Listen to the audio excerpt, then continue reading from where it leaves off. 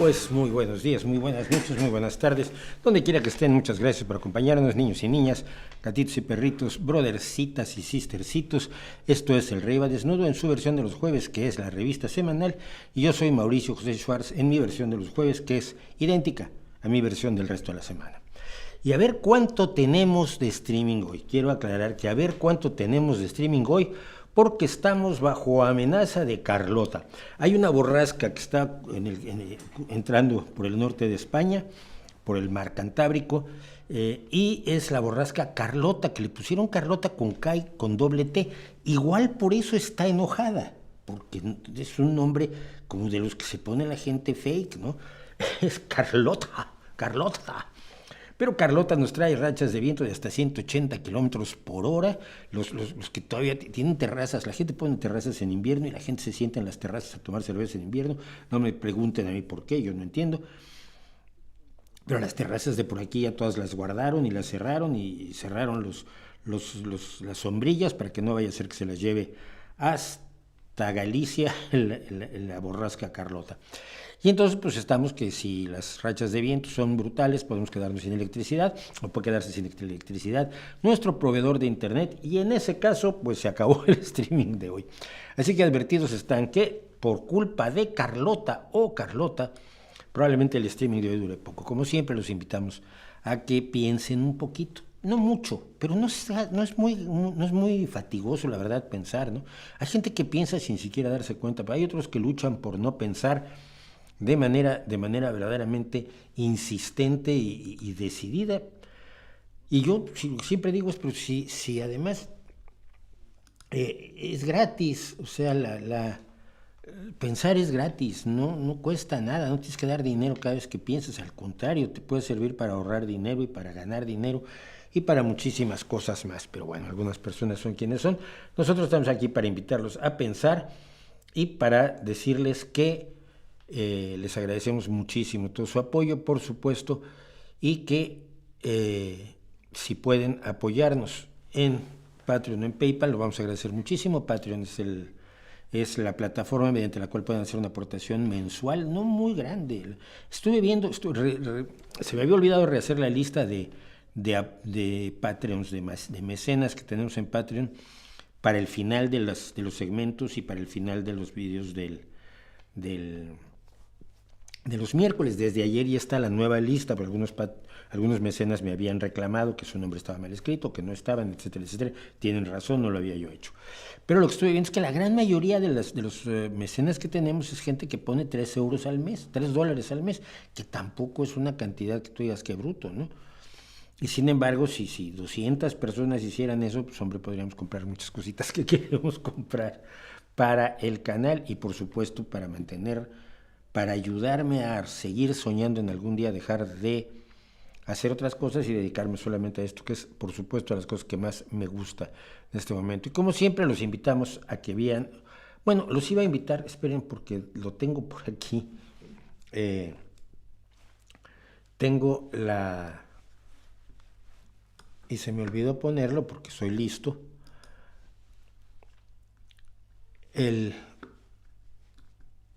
la miniatura del vídeo de ayer, que no es el de Kirill, que fue el de la semana pasada, sino que es esta. Es un pequeño divertimento que hice sobre los antiateos, los militantes antiateos, las distorsiones de la ciencia que hacen cuando dicen la ciencia demuestra que Dios existe. ¿Por qué? Porque es como un código, el ADN, y entonces Dios escribió ese código. Y no demuestras nada, hijo, de verdad. Y los argumentos insuficientes, porque todo argumento es insuficiente. Tú puedes argumentar brillantísimamente, y lo han hecho muchas personas a lo largo de la historia, por ejemplo, sobre la inferioridad intelectual de las personas de piel oscura. Hubo gente que hizo verdaderos estudios, bueno, no estudios, sino de disertaciones filosóficas. Yo recuerdo, hay un español, y olvídate de la gente de color raro. El color raro porque para la gente que es distinta de ti será de color raro. Para las personas de piel oscura, los de piel así color entre rosita y verde, porque yo a veces soy más bien verde, somos raros, los raros somos nosotros. Pero había un tipo en la dictadura franquista que trató de demostrar cómo genéticamente los izquierdistas eran inferiores y por eso había que matarlos, ¿no? Y de ahí decía unos argumentos maravillosos y echaba unos rollos increíbles. Pues no es cierto. Simplemente no es cierto. Entonces, no sirven los argumentos cuando no hay evidencias, y más o menos ese es el resumen de lo que quisimos contar el día de ayer en nuestro vídeo, que les invitamos que lo vean. No le he ido tan mal como a otros, pero tampoco le he ido tan bien como yo quisiera. Luego resulta, yo pensaba a veces que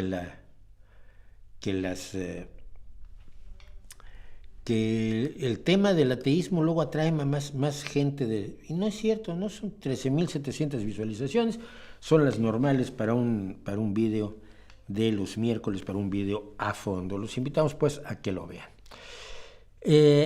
¿Y qué más? Bueno, voy a abrir con algo que, por cierto, me llamó mucho la atención. Hay gente que está como una hora antes. Esperen. No, esto ya. Hay gente como una hora antes hablando en el chat, y yo, me parece esto rarísimo, me parece casi preocupante, ¿no? Cómo están desde tan temprano en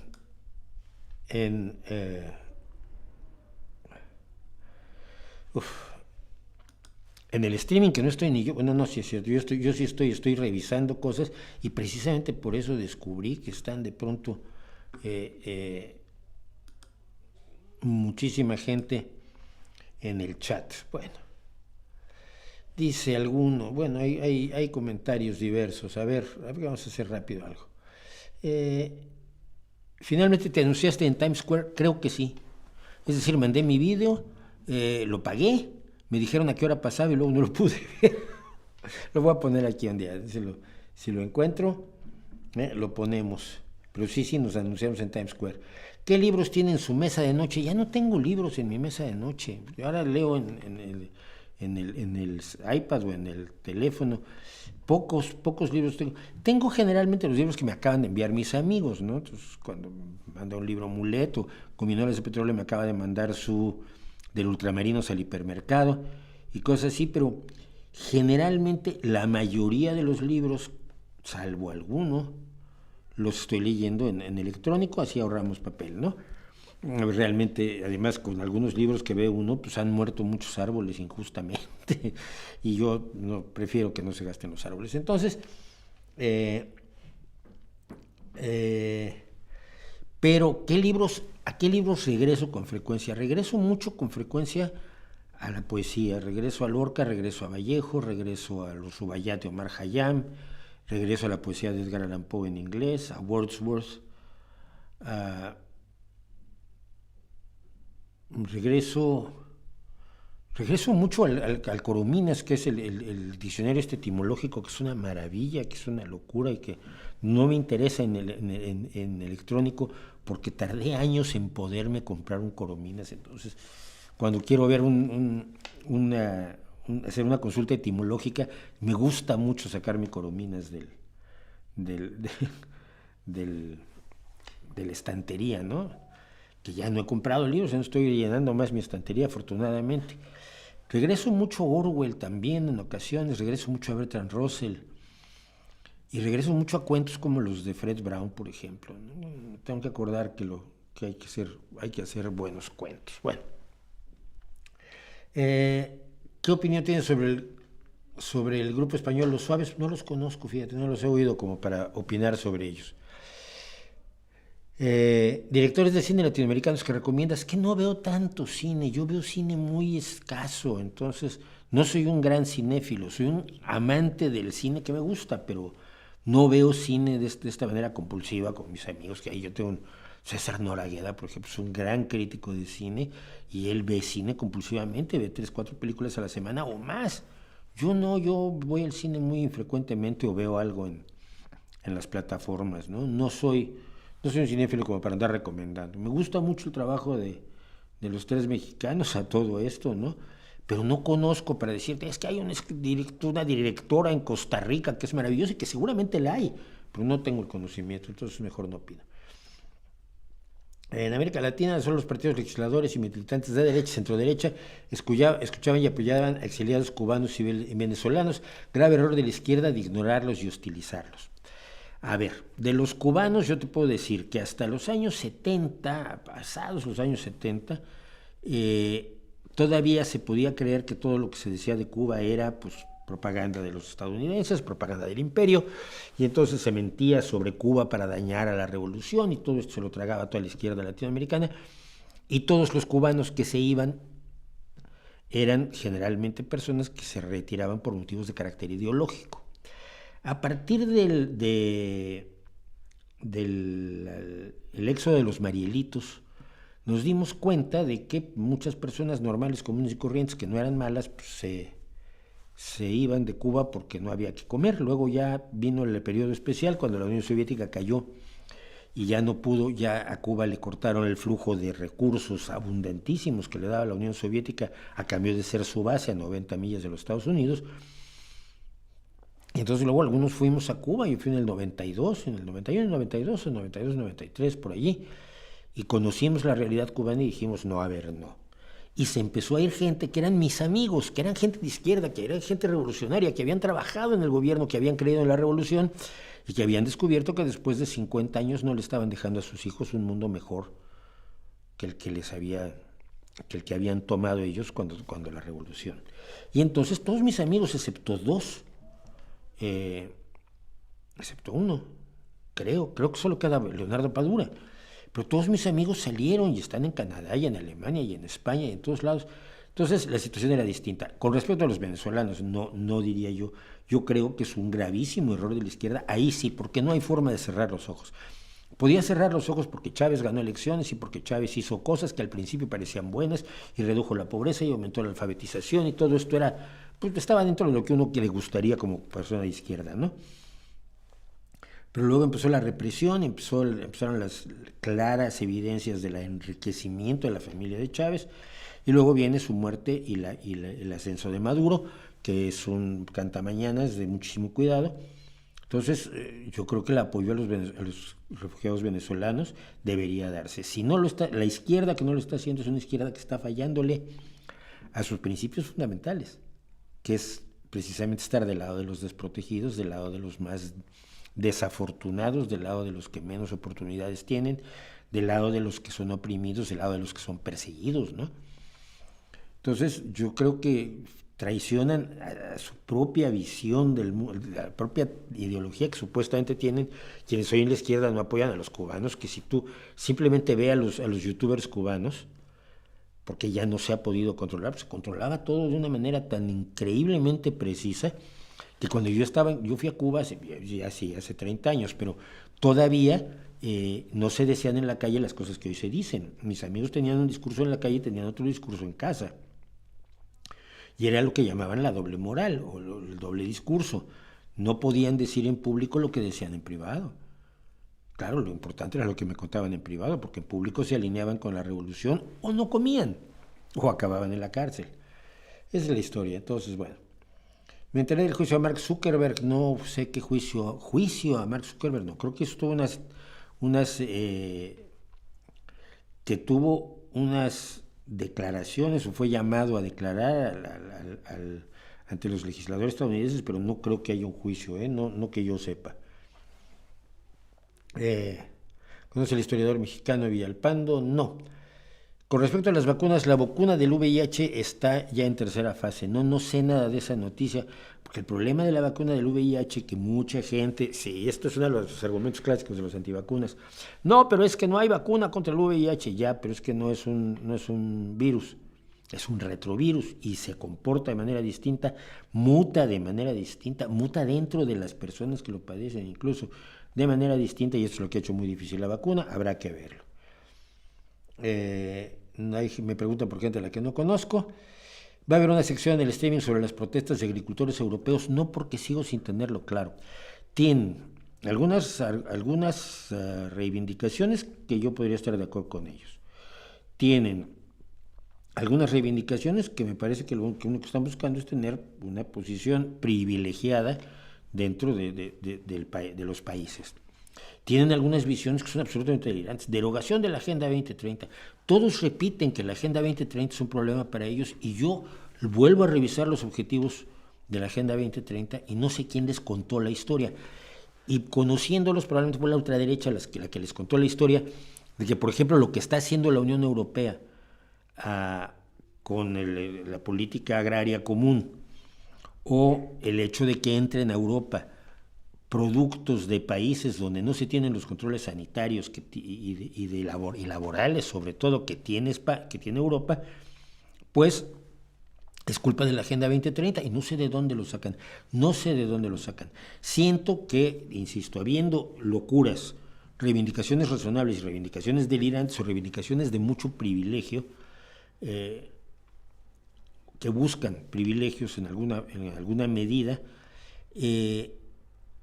por ejemplo, que se privilegie el agua siempre para el riego, lo cual desproveería a lugares como Doñana en España. Si privilegias el agua de Doñana para el riego, pues la reserva natural de Doñana se va a perder. No están pidiendo que se llegue a acuerdos y equilibrios, sino están pidiendo fundamentalmente topa a mí y ustedes ya les doy de comer por eso. Y hay locuras, y hay claras locuras. Entonces, primero quiero ver cómo se asienta la situación, porque además veo una instrumentalización de la ultraderecha europea tan clara que, sin decir, perdón, sin decir que es una conspiración, porque no es necesario decir que es una conspiración, trabajan juntos y trabajan con las mismas ideas y con los mismos objetivos, pero siento que están aprovechando a los agricultores en gran medida. Y, por ejemplo, pasaba ayer algo que a mí me llamó la atención. Resulta que entraron unos agricultores, a ver si lo tengo todavía por aquí en el Twitter, en donde yo respondí algo, te lo voy a decir. Sí, mira, la Nueva España contaba que las protestas ganaderas dejan la senda de la Manjoya, que es una senda aquí en Asturias, cortada después de talar varios robles, algunos de ellos ya centenarios. Robles centenarios talados por las protestas agrícolas. Y entonces yo respondía, por supuesto, si esto lo hace un grupo de independentistas vascos o catalanes o valencianos o asturianos, que los hay, o de inmigrantes, o de solicitantes de menos esperas en la sanidad pública, que es un requisito indispensable, pero necesitas echarle más dinero a la sanidad pública y ese es un problema. O de gitanos marginadísimos, porque siguen marginadísimos los gitanos, o gente del orgullo gay que se talara unos robles centenarios porque así soy yo.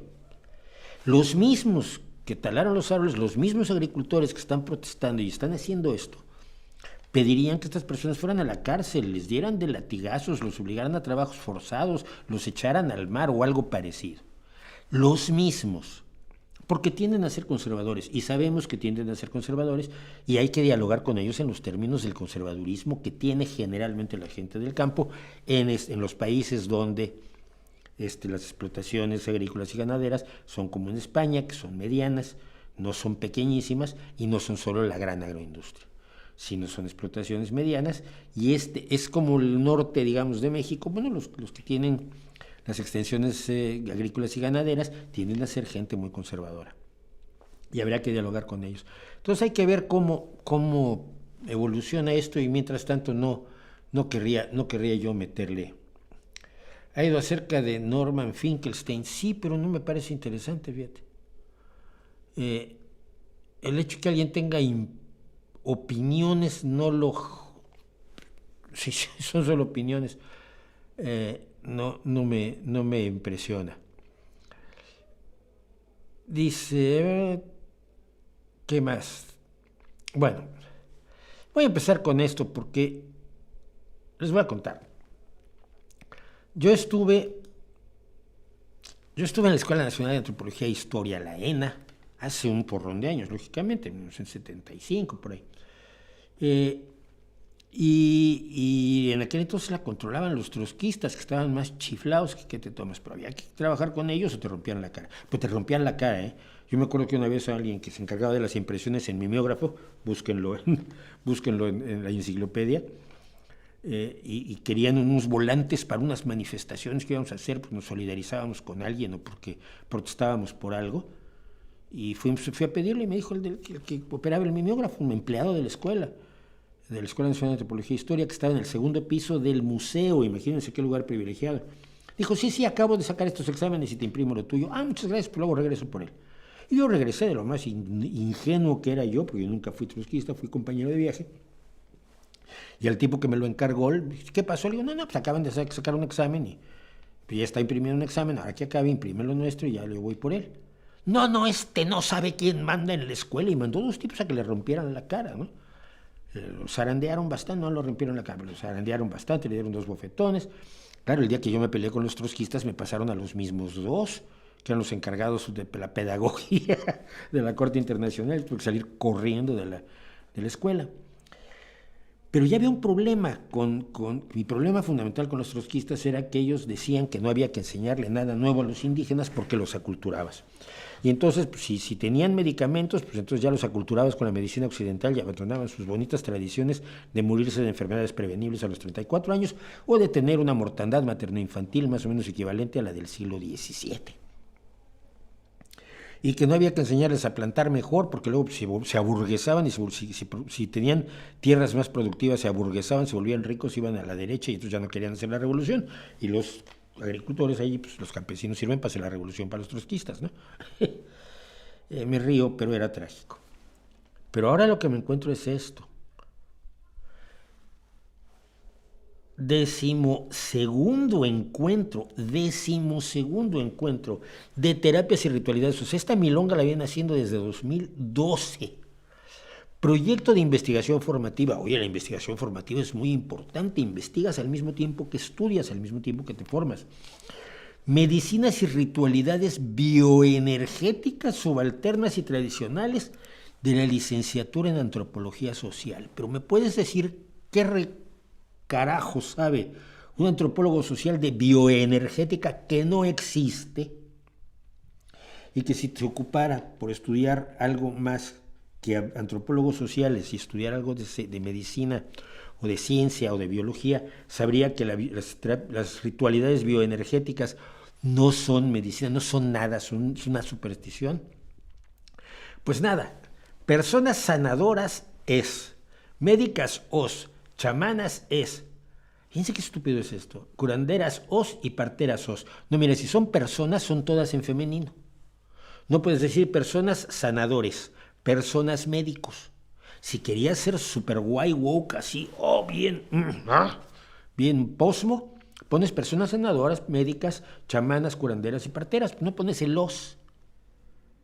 O sea, ni gramática elemental saben. Del 6 al 9 de febrero, o sea, se está llevando a cabo en este instante, madre mía. Auditorio Román Piñachán, Medialuna y explanada principal, porque los rituales estos son muy importantes, ¿no? Hay que hacerlos en grande. Están en la escuela, en la actual escuela, que está en Periférico Sur y Zapote, en la colonia Isidro Favela, según me dicen, pero a mí no me tocó esa escuela, yo vivía sobre el Museo de Antropología, era maravilloso. Terapias en el espacio cultural Medialuna y el Audiorama. Ponencias, pláticas, ceremonias, talleres, consultas, conferencias, terapias de sanación, exposición y trueque de productos orgánicos. Bueno, pero ¿qué son los productos inorgánicos? Piedras, bueno, sí, probablemente, pero probablemente venden piedras orgánicas, así de subnormales son. Pero esto es de la Escuela Nacional de Antropología e Historia y de la Secretaría de Cultura del Gobierno Mexicano, del Instituto Nacional de Antropología e Historia del Gobierno Mexicano. Esto es lo que se tiene uno que venir a encontrar, y ahora resulta que hay gente más bruta que los trotskistas, que ya no solo no quiere aculturar a los indígenas para que vivan mejor, porque pues entonces si viven mejor ya no son los fósiles estos de anaquel, ¿no? De estos que tenemos en nuestro aparador. Ay, mira, indígenas igualitos, guardan su vida tradicional como hace 300 años, no se han contaminado para nada de las cosas estas occidentales y raras. Esos son mestizos todos, pero no hagas caso.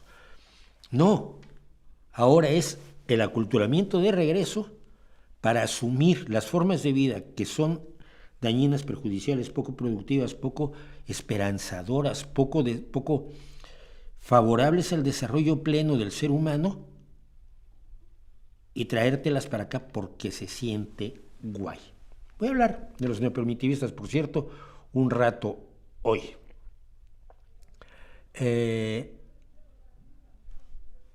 Digo, ya con esto yo aquí me bajo. Bueno, ¿qué más me dicen? Me dicen,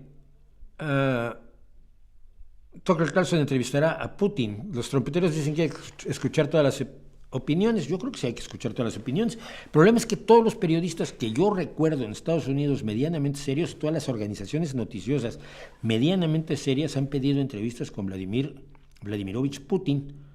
Y desde febrero de 2022, cuando lanzó su ataque, su agresión imperialista, depredadora, carroñera contra el vecino, no ha querido darles una entrevista. ¿Por qué se la da a Tucker Carlson? Porque Tucker Carlson se la pidió. No, porque Tucker Carlson es un operativo ruso y hace mucho tiempo que ha demostrado que es un operativo ruso. Y, por cierto, precisamente por eso Tucker Carlson es probablemente el próximo vicepresidente de los Estados Unidos. Está en la lista de los posibles vicepresidentes de los Estados Unidos que está considerando Donald Trump para armar su ticket, que tendrá que presentar cuando termine la temporada de primarias y de caucus en los Estados Unidos, en un mes o algo así. Entonces ya tendrá que presentar pues, lo que es una fórmula de presidente y vicepresidente, que es como se estila en Estados Unidos, y uno de los que están en la lista de posibles vicepresidentes es Tucker Carlson, para que me digas que es igual votar por Biden que por Trump, que la gente es tonta. Vi un video en que en Catemaco muchos charlatanes les venden jabones a sus clientes para que les dé riquezas, y me pregunto, ¿hay que bañarnos todos con esos jabones? Seríamos ricos todos. La historia de Catemaco es muy divertida, además porque fue un invento de un brujo mexicano que acaba de morir. Se hacía llamar el brujo mayor, era un mamarracho con unas cara más dura que el diamante. Se usaba su cara para tallar diamante. El brujo mayor, ahora me acuerdo su nombre, porque a ese yo lo conocí cuando yo estaba en la editorial Posada en 1982, 83, y él hacía un curso, escribía un curso para enseñarles telepatía a los niños. Por supuesto, el que pagaba eran los padres, y los niños, ¿tú crees que hay un solo niño telépata de los que tomaron el curso de este inmundo personaje allá en los años 80? Pues no hay un solo niño telépata. Hacía todos los años, hacía sus predicciones además, y fallaba siempre. Tiene una anécdota buenísima, ya la he contado, cuando él siempre profetizaba la muerte de Fidel Castro, todos los años, desde los años 80 o 90, todos los años, el brujo mayor, Vázquez Alba, Antonio Vázquez Alba, Toño Vázquez Alba, la Mole Vázquez Alba, pronosticaba, este año muere Fidel y bueno, van a pasar cosas en Cuba. Pues sí, si muere Fidel pasan cosas en Cuba. Y total que Fidel no se moría. Y un año, en sus predicciones, tengo por ahí el video, Fidel morirá, Fidel no muere, Fidel este año está muy bien, él todavía tiene mucha vitalidad, y los astros lo benefician, y sí murió Fidel ese año. Entonces no daba una Toñito Vázquez Alba. Y Toño Vázquez Alba fue el que se le ocurrió hacer, como había muchos brujos en Catemaco, se le ocurrió organizarlos para llenarse de dinero y hacer una feria anual, que luego se convirtió en una peregrinación común para gente ignorante, rica y poderosa en México. Ignorante, rica y poderosa, pues básicamente políticos y millonarios que no trabajaron para hacerlo, ¿no? Entonces esa es la historia de Catemaco, y ahí hizo un gran negocio hasta que lo echaron los propios brujos, porque se dieron cuenta que de cada 10 él se llevaba 9, ¿no? Bueno, vamos a ver esto para empezar, porque tengo 12 cosas preparadas y seguro que no me va a dar tiempo de hacerlas, pero lo vamos a intentar. Ustedes me han oído escuchar, me han oído escuchar, no, me han escuchado hablar muchísimas veces en contra de las barbaridades que se dicen respecto a la inteligencia artificial, y si te va a quitar el empleo y te va a quitar a la novia y te va a hacer tus hamburguesas y va a dejar, vamos, bien Skynet, ¿no? Y entonces te imaginas en las primeras escenas iniciales de Terminator ahí como cucaracha huyendo de los robots, sin ninguna información real respecto a lo que es la inteligencia artificial, pero es muy buen negocio en este momento para llegar a los medios y decir que la inteligencia artificial es tremenda, al grado de que en la última entrevista que le dio Donald Trump a uno de sus medios favoritos, que es Fox News, y se la dio a una de las tipas más arrastradas que tienen, que es María Bartiromo, él dijo que estaba esa cosa que llamaban IA, y que era terrible, o sea, ya hasta Donald Trump le contaron que tiene que levantar el miedo por la inteligencia artificial. Todo lo cual es puro hype. Y los que son verdaderos expertos en inteligencia artificial, te lo dicen, pero ¿quién los va a oír? ¿Quién los va a poner en los periódicos? ¿Quién los va a poner al frente en los noticiarios en los Estados Unidos o en España o en México? Diciendo que no, que la inteligencia artificial no va a hacer todo lo que ustedes le han dicho que van a hacer. Pero les voy a contar una historia que a mí me parece especialmente relevante y contante. Miren, estos son unos rollos de papiro. Estos rollos de papiro son 3 de los 1800 rollos de papiro carbonizados que se encontraron en Herculano en el año 1750, si mal no recuerdo. Sí, en 1750. En la llamada la Villa de los Papiros. No se mataron tampoco para darle nombre. Esta villa fue cubierta de ceniza volcánica y achicharrada junto con Pompeya en la erupción del Vesubio. Esta biblioteca de 1800 rollos de papiro es la única biblioteca superviviente en su integridad, completamente entera, de la época grecorromana. Mucho de lo que sabemos, y esto hay que recordarlo, mucho de lo que sabemos de la cultura griega y de la cultura romana, lo sabemos por trozos y fragmentos que fueron recuperados por la Edad de Oro del Islam y traducidos al árabe, y luego se nos han regresado al latino, al griego o a los idiomas europeos. Pero nuestro conocimiento del mundo antiguo es escasísimo. Bueno, pues se encontraron en 1750 estos rollos. Su valor es absolutamente incalculable, si los puedes leer. El problema es cómo los desenrollas y cómo los lees. Se han intentado hidratar, se han intentado desenrollar, se han destruido muchos de ellos en los intentos que desde 1750 va para 300 años que se intenta leer estos papiros, que pueden tener obviamente muchas, porque se sabe que había un filósofo en concreto está por aquí.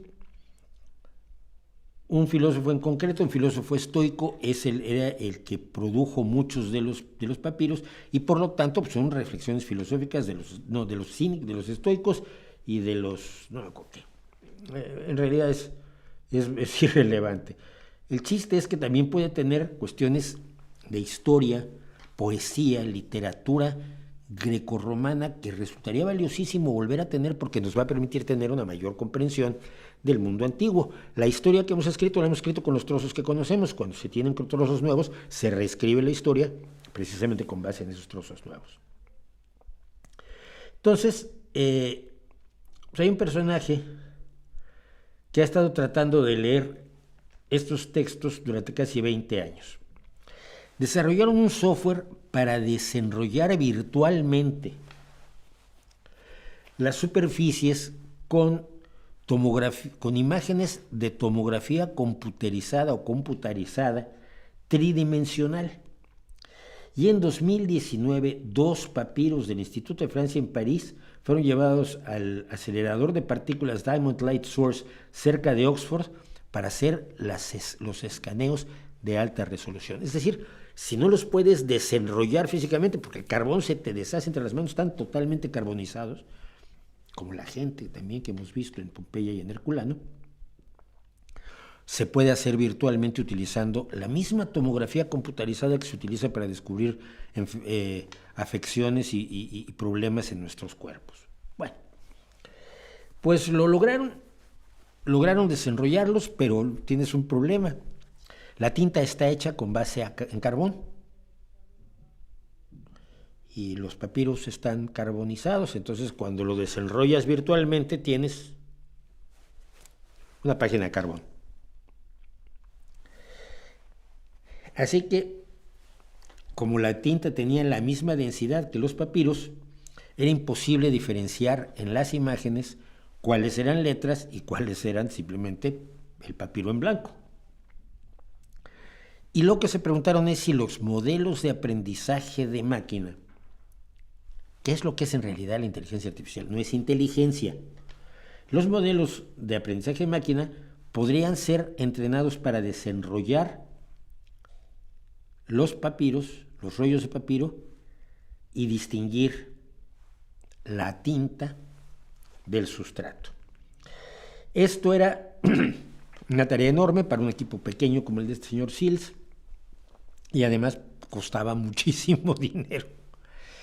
Pero un empresario, Nat Friedman, de Silicon Valley, que se había visto intrigado por los papiros de Herculano,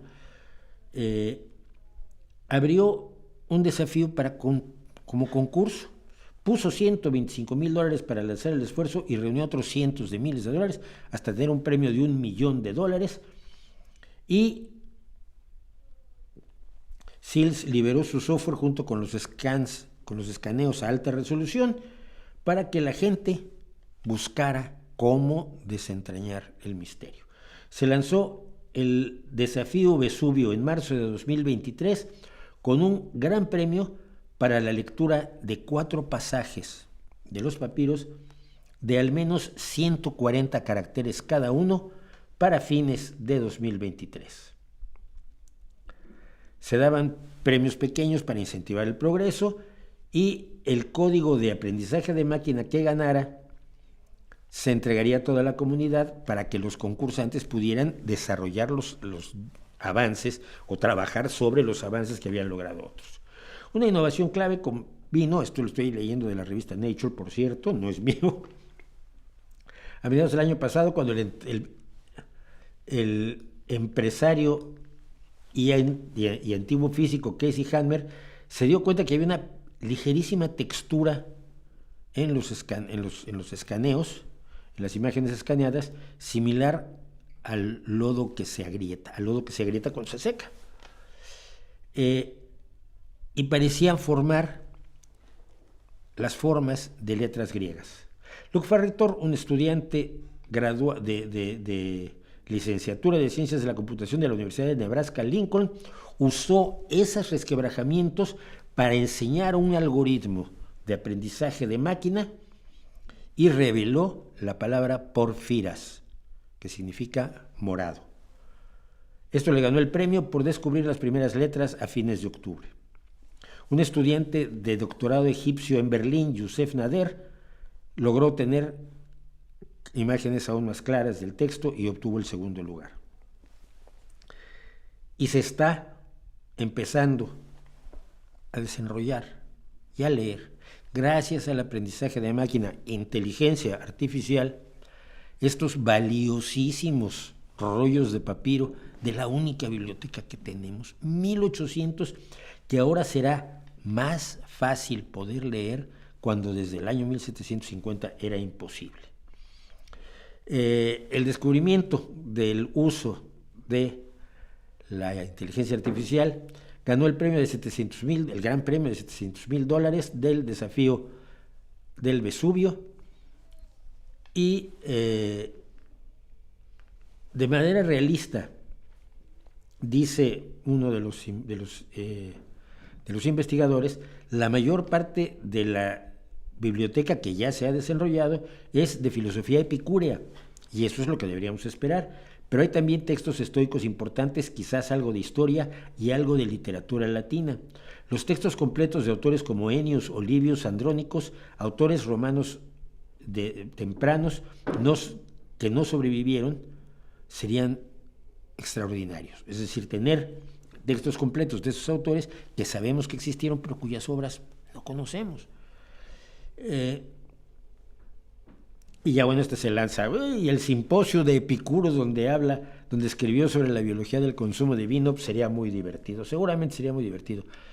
Pero más o menos esto es como se ven desenrollados los papiros de Herculano. La inteligencia artificial es una herramienta maravillosa, permite el manejo de grandes cantidades de datos y el encontrar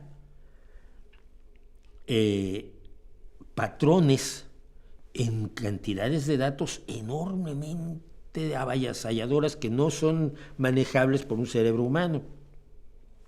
Encontrar patrones en la naturaleza es uno de los elementos fundamentales de la ciencia y del conocimiento. Y el aprendizaje de máquina lo puede hacer.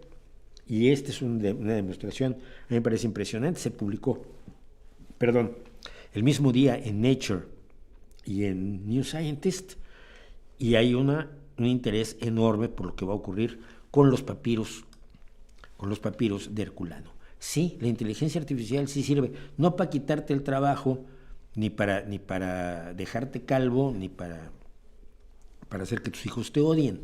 No, sirve para cosas así. Es una herramienta. ¿Se puede usar mal? No tengo la menor duda. Los podemos usar con una piedra, podemos usarla bien o mal, pero definitivamente mucho más allá de esas amenazas de la inteligencia artificial imaginaria que todavía no existe, que hay muchos que están que todavía no existe la inteligencia artificial imaginaria, la imaginaria artificial.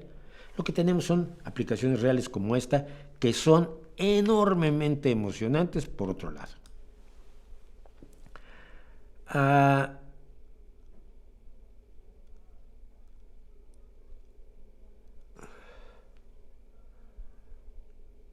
Por cierto, voy a tomar un poco de Coca-Cola y avisarles que ya me riñó mi amiga que me regaló esto, Elena, porque dice que me equivoqué, que no me lo trajo de Liverpool, sino de Abbey Road, de lo que están en los estudios de Abbey Road, donde algún día estaré. Las 2 veces que he estado en Londres no he ido a Abbey Road. Hacerme la foto cruzando la calle frente a Abbey Road que hace todo el mundo. Sí, ya sé que es una horterada. También tengo derecho a hacer horteradas. Dice Adán Franco que le encantó la frase de mi video de ayer: si la gente dejara de creer en las religiones, sería escandaloso el número de personas que se tendrían que poner a trabajar. Pero es que sí, porque de la religión vive un porrón de gente, no nada más los curas. Imagínate, los que le hacen la ropa a los curas, los que hacen las joyas que se ponen en las iglesias, los que hacen santitos, los santeros, se llamaban santeros, ¿no? ¿No se llamaban santeros? Creo que sí, algún amigo mío escribió no, imagineros. Sí, en México se les llamaba imagineros a los que hacen imágenes sagradas. Me acuerdo que un amigo mío escribió una canción, fíjate, esto es 60 años que no pensaba en ello probablemente. No sé, 50. ¿Dónde vas, imaginero, con esa imagen a cuestas? Y era una canción a un imaginero de pueblo que hacía tallas en madera de santos, ¿no? Pues sí, muchísima gente tendría que ponerse a trabajar. En Bolivia hay gente que vive de los subsidios que da Argentina, algunos alimentos que se pagan con dinero del contribuyente argentino. Ahora Milei quitó ese subsidio, ¿le parece bien? No lo sé. Me das muy pocos datos, yo no puedo decirte si me parece bien o me parece mal, porque necesitaría conocer todo el contexto. Opinar sobre datos así tan escuetos es una irresponsabilidad, creo yo. Dice Organ Lavey, el ritmo del vídeo de ayer me pareció magistral, ¿así lo planeaste o fue inspiración del momento? A ver, lo único que estaba ordenado eran los que iba yo, los trozos que iba yo a comentar, porque hice un pequeño una edición de los vídeos que iba yo a comentar, pero es totalmente improvisado, totalmente improvisado. Tengo alguna experiencia, unas pocas tablas, ¿no? Con tantos años de marquesa ya sabe uno más o menos mover el abanico. Bukele no ganó con 85%, ni todos los diputados. Bueno, tendrán que demostrarlo. Yo creo que tienen un problema muy grave en El Salvador. Y me da mucha tristeza porque sé los problemas que tuvo El Salvador, ¿no? El Salvador pagó el pato más que otros países, pagó el pato de la guerra sucia, de la guerra fría, perdón, de la guerra fría. Y es muy triste, de verdad.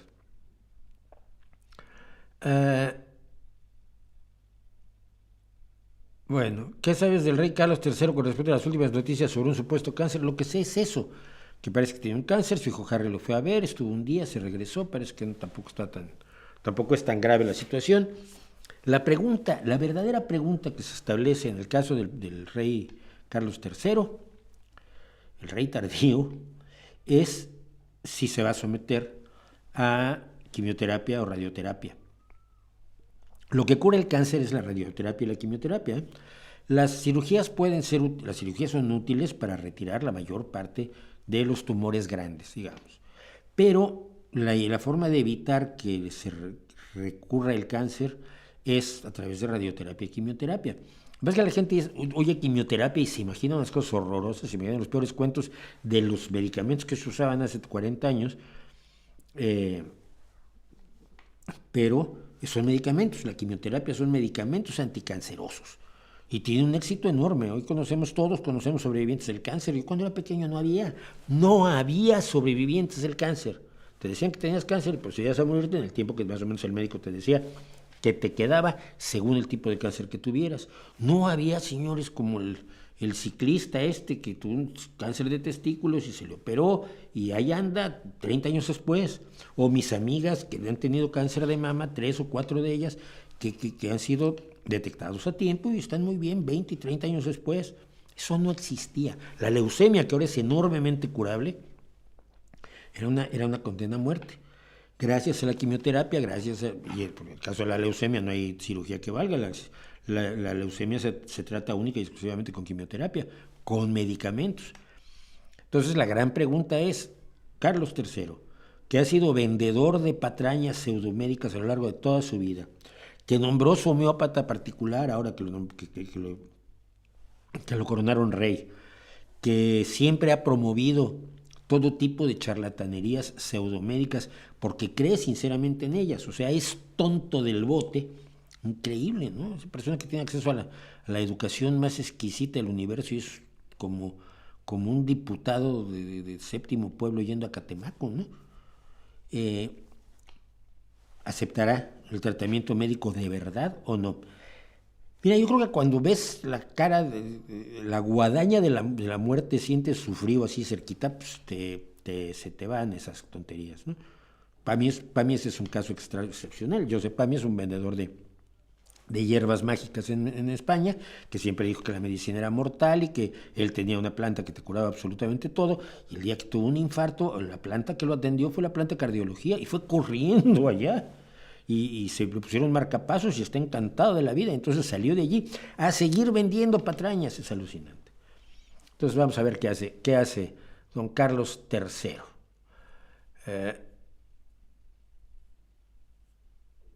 ¿Alguien se enganchó al canal consecuencia de haber aparecido en Times Square? No soy New Age. Ojalá y sí, no sé si alguien lo vio porque es como delirante. No pude verlo yo. Es alucinante. Tiene poco que estoy viendo tu contenido y me ha gustado mucho. Primer en vivo que me toca. Saludos desde el norte de México. Saludos. De los múltiples charlatanes españoles, ¿quiénes dirías que son los más peligrosos para la sociedad actualmente? Con los que más cuidado hay que tener por su discurso o influencia. Yo creo que uno de los más delictivos es Corberá, de la bioneuroemoción. Pero creo que el más peligroso sigue siendo Iker Jiménez, porque es el centro irradiador de toda la basura en España, ¿no? Es al que van todos y del que sale una cantidad tan monstruosa de desinformación que luego es utilizada por toda la charlatanósfera para sus propios negocios, pero él es el eje, la cantidad de gente que ve sus programas y que sigue sus tonterías, ¿no? Entonces, siento que sigue siendo el más peligroso Iker Jiménez, sí. Nos puede dar su opinión sobre el dictador más cruel del mundo, Bukele. Me van a seguir preguntando a Bukele y la gente les va a seguir diciendo que no. Bueno, pero vamos porque ya me están preguntando sobre ello, mi ley antiaborto. Les cuento esta historia, esta bonita historia sobre la libertad. ¡Ah, viva la libertad, carajo! Bueno, la libertad mía. La de usted es otra cosa. Porque los defensores de la libertad, que se suelen llamar libertarianos, no defienden la libertad de todo el mundo. Porque si defendieran la libertad de todo el mundo, entonces serían socialistas. Porque trabajarían para equilibrar los intereses de la libertad de todos y llegar a un consenso social. ¡Consenso social! Los libertarianos creen en lo individual. Un consenso social que permita que la gente pues, tenga las mejores condiciones posibles y las menores desventajas e incomodidades posibles, que es de lo que se trata precisamente el sueño socialdemócrata al que yo me adhiero. Pero no, los libertarianos no. Los libertarianos usan el pretexto de la libertad para ejercer la opresión, para hacer más pobres a los más pobres, para atacar al Estado mientras se apoderan del Estado, para decir que el poder del Estado es malísimo y luego ejercerlo con toda su fuerza, y para quitarle libertad a otras personas. Y es lo que acaba de ocurrir. 6 diputados del oficialismo, ahora el oficialismo, acordémonos que ya no es el peronismo, sino es el anrandismo, 6 diputados del oficialismo, en 2024 declarado Año de la Vida, la Libertad y la Propiedad. ¿Ya vieron que la libertad fue en segundo lugar? Bueno, presentaron un proyecto de ley para derogar la ley 27610 de 2000, ¿cuándo es? De 2020, la ley del aborto que fue aprobada por el Congreso a fines de 2020. Y esta ley define, esta nueva propuesta de ley de los mileyatos, de los milellones, define al aborto como un delito. Es un delito abortar. Punto. Ya. ¿Qué hay que considerar? No hay que considerar nada. Es un delito. Punto. Hay que acordarnos que la reacción en Argentina, cuando a mí me parece impresionante que digan que hay una izquierda socialista, casi comunista en Argentina, cuando la izquierda peronista siempre ha sido más bien light, ¿no? Porque Argentina es un país que es tradicionalmente enormemente conservador. Fue los últimos países que aprobaron el divorcio en América Latina, por ejemplo. Creo que Bolivia aprobó el divorcio antes que Argentina. Es una locura. Y porque el fondo del peronismo tiene un fondo profundamente conservador también. Bueno, eso quizás explique parte de esto, no lo sé, pero lo dejo a criterio de ustedes. El chiste es ¿qué es lo que hace? Bueno, pues que este proyecto pretende prácticamente regresar a la ley que había en 1921 sobre el aborto. Imagínense ustedes la visión que había sobre el aborto en 1921 cuando las mujeres no votaban y eran consideradas inferiores. Y había estudios que decían que las mujeres eran inferiores. Por supuesto, las mujeres no tenían la mitad de los derechos que ahora tienen. Y entonces, aún así, la ley del aborto argentina de 1921 contemplaba que había casos en los que, bueno, la violaron, tiene 12 años, está embarazada, pues a más regañadientes, pero está bien, autoricemos el aborto. Bueno, no, esta nueva ley de avanzada y de libertad, carajo, dice que no quedan exceptuadas las violaciones como no punibles. El juez podrá disponer esto lo estoy leyendo lo que dice, el juez podrá disponer que se exceptúe de la pena a la mujer en atención a los motivos que la impulsaron a cometer el delito, su actitud posterior, hay que ver si se porta bien ella, y la naturaleza del hecho. O sea, manga más ancha que la de un bailarín de sufí, de un derviche, ¿no?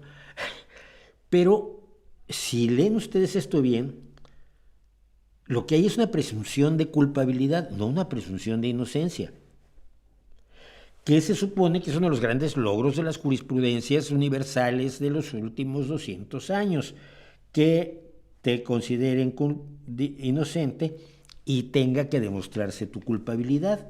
No, no, no. El juez podrá disponer que se exceptúe de la pena a la mujer en atención a los motivos que le impulsaron a cometer el delito. Pero ella cometió un delito, punto. Sí, y lo de su actitud posterior, la actitud de la mujer determinará lo que decida el juez. Yo conociendo a ciertos jueces que son un poco más conservadores que no sé, los reyes babilónicos, me daría mucho miedo, ¿no? Pero en los argumentos de la representación del proyecto, estos legisladores dicen que respecto a la no punibilidad de los abortos de embarazos asignados originados en una violación, decidimos, porque defendemos la libertad de las mujeres, eliminar la causal de no punibilidad, o sea que las violaciones, los embarazos productos de una violación se pueden dar por terminados sin que haya delito, por entender que la misma ha sido sistemáticamente interpretada como una justificación de la práctica. ¿De veras es un argumento para legislar? Como ha sido sistemáticamente interpretada como una justificación de la práctica, lo eliminamos, sin atender a sus beneficios o a su justicia. Esto lo están haciendo legisladores, bueno, legisladores del partido de Milei. De ahí se dice, y esto lo sacábamos de La Nación, del periódico argentino, precisamente, hay versiones respecto a que algunos de los diputados que firmaron el proyecto comienzan a desmarcarse, incluso a afirmar que ellos no dieron su aval para que incluyeran su firma. Ah, no, pusieron mi firma allí sin que yo dijera que sí. Miren, lo que pasa aquí es muy sencillo. Las mujeres de los conservadores, las mujeres conservadoras, también quieren mantener el derecho al aborto. La vasta mayoría de las mujeres republicanas en Estados Unidos, y estamos hablando de un partido republicano que se ha movido hacia un conservadurismo de ultraderecha absolutamente preocupante, modelo Partido Nacional Socialista de los Trabajadores Alemanes de 1924, las mujeres republicanas mayoritariamente están en contra de que se prohíba el aborto, están en contra de que se haya derogado la decisión Roe versus Wade por el Tribunal Supremo de los Estados Unidos, y que haya vuelto a pasar a manos de los estados la determinación de si permiten o no el aborto. Roe versus Wade lo que decía que era un derecho constitucional el que la mujer pudiera abortar. Las mujeres conservadoras, en su mayoría, las hijas de las mujeres más conservadoras que usted se puede imaginar, quieren mantener el derecho al aborto. No es una cuestión popular, no es una cuestión que ya esté ni a discusión. El problema es que los que tienen el poder, cuando pueden hacerlo, pueden ir en contra de lo que desea la gente, por la libertad. Tú sabes que es por la libertad. Porque los diputados de La Libertad Avanza, la mía, la tuya no, remarcaron la tremenda crisis que vive nuestro país, no es solo política o económica, es fundamentalmente moral. La clase política debe retomar el concepto de bien común como elemento fundante del principio de jerarquía. El bien común, que es precisamente lo que dice Milei, que es una trampa. Es lo que dice que es una injusticia. Preocuparse por el bien común cuando lo importante es el bien de cada individuo que pueda hacerse con la mayor cantidad posible de propiedades. Pero de pronto, el bien común. Así se recupera una legitimidad que hoy es cuestionada y que solo se reconstruirá si se despliegan las condiciones institucionales, materiales y espirituales que posibilitan el normal y pleno desarrollo de todos y cada uno de los argentinos. Menos de las niñas de 13 años violadas por sus parientes, a las que obligues a parir, hijo de... El que causara el aborto será reprimido con reclusión o prisión de 3 a 10 años si la mujer no consintió el aborto. Si la mujer sí consiente el aborto, el médico se puede llevar hasta 15 años de ver la vida en cuadritos. No, si la mujer muere son 15 años. Si es con consentimiento de la mujer, la reclusión o prisión es de 1 a 4 años, no de 3 a 10. Se reduce. El máximo de la pena se elevará a 6 años si el hecho fue seguido de la muerte de la mujer. Es de locos. Pero lo importante para mí creo que es esto, independientemente de que esto aterroriza a los médicos, ¿qué es lo que ha estado pasando en Estados Unidos? Que los médicos no se atreven a provocar abortos por no acabar en la cárcel. La mujer que causare su propio aborto o consintiere en que otro se lo causare, 3 años de pena máxima. 3 años de cárcel. Bueno, salvo que tenga la actitud correcta y haya sido por unas circunstancias tales que el juez pueda decidir por sus propias togas que la mujer puede ser exceptuada de la pena, pero sigue siendo una delincuente, simplemente se le quita la pena. La libertad avanza en Argentina. Ay, perdón, iba yo a poner aquí, está el reúne 3 años la mujer que causare su propio aborto, consintiere que otro se lo causare. Este es el artículo 5º que modifica el 88 del Código Penal. Es decir, el proyecto de ley es básicamente una derogación de una ley y una modificación o remiendo del artículo penal, de artículos del Código Penal para quedar así como están ustedes viendo que se queda. ¿Qué les parece? La libertad avanza. Bueno, te encantó el video de ayer, Alberto, muchas gracias. Yo me conecto desde mucho antes por la diferencia horaria, dice Andrés Rodríguez. Sí, pues que vi que había gente 1 hora antes, decía yo, no puede ser, esto está raro. ¿Le pasa algo a la iluminación del estudio? La noto rara, sí. Le pasa que estoy centrando la luz aquí al frente, estoy dejando a oscuras lo de atrás, porque así distrae menos y así es un misterio lo que hay. Y siempre... ¿Qué le parece la obra de Juan Rulfo? Leí poco a Rulfo, fíjate, y bueno, escribió poquísimo, pero recuerdo haber leído sus cuentos y me parecían malísimos. O sea, me parecían buenos cuentos con una temática que me daba igual. Entonces, eran una especie de ejercicios literarios que luego me enteré que Juan José Arreola corrigió ampliamente, ¿no? Entonces, nunca... Y en general, todo el movimiento de la literatura de la tierra, ya en los años 70 me parecía como fuera de lugar, de tiempo y de todo, ¿no? Entonces, pero mucha gente estaba en aquel momento escribiendo literatura de la tierra. A mí la única cosa, medianamente literatura de la tierra, que me parece el mejor cuento que se ha escrito en México, es La muerte tiene permiso, de mi querido maestro Edmundo Valadez, pero que no es precisamente de la tierra, es precisamente al contrario, es ya una crítica a las consecuencias de la Revolución Mexicana, al priismo como institución que domina la vida en México. No sé si conocen el cuento. Si no conocen el cuento, vayan y léanlo. Yo solo les digo que hay una reunión de un equipo de agronomía o de algo por el estilo del gobierno federal en México, y los habitantes del pueblo de San Juan de las Manzanas se ponen de pie para pedir a los presentes que les permitan matar al presidente municipal. Todos los otros se miran como, nosotros no podemos hacer eso.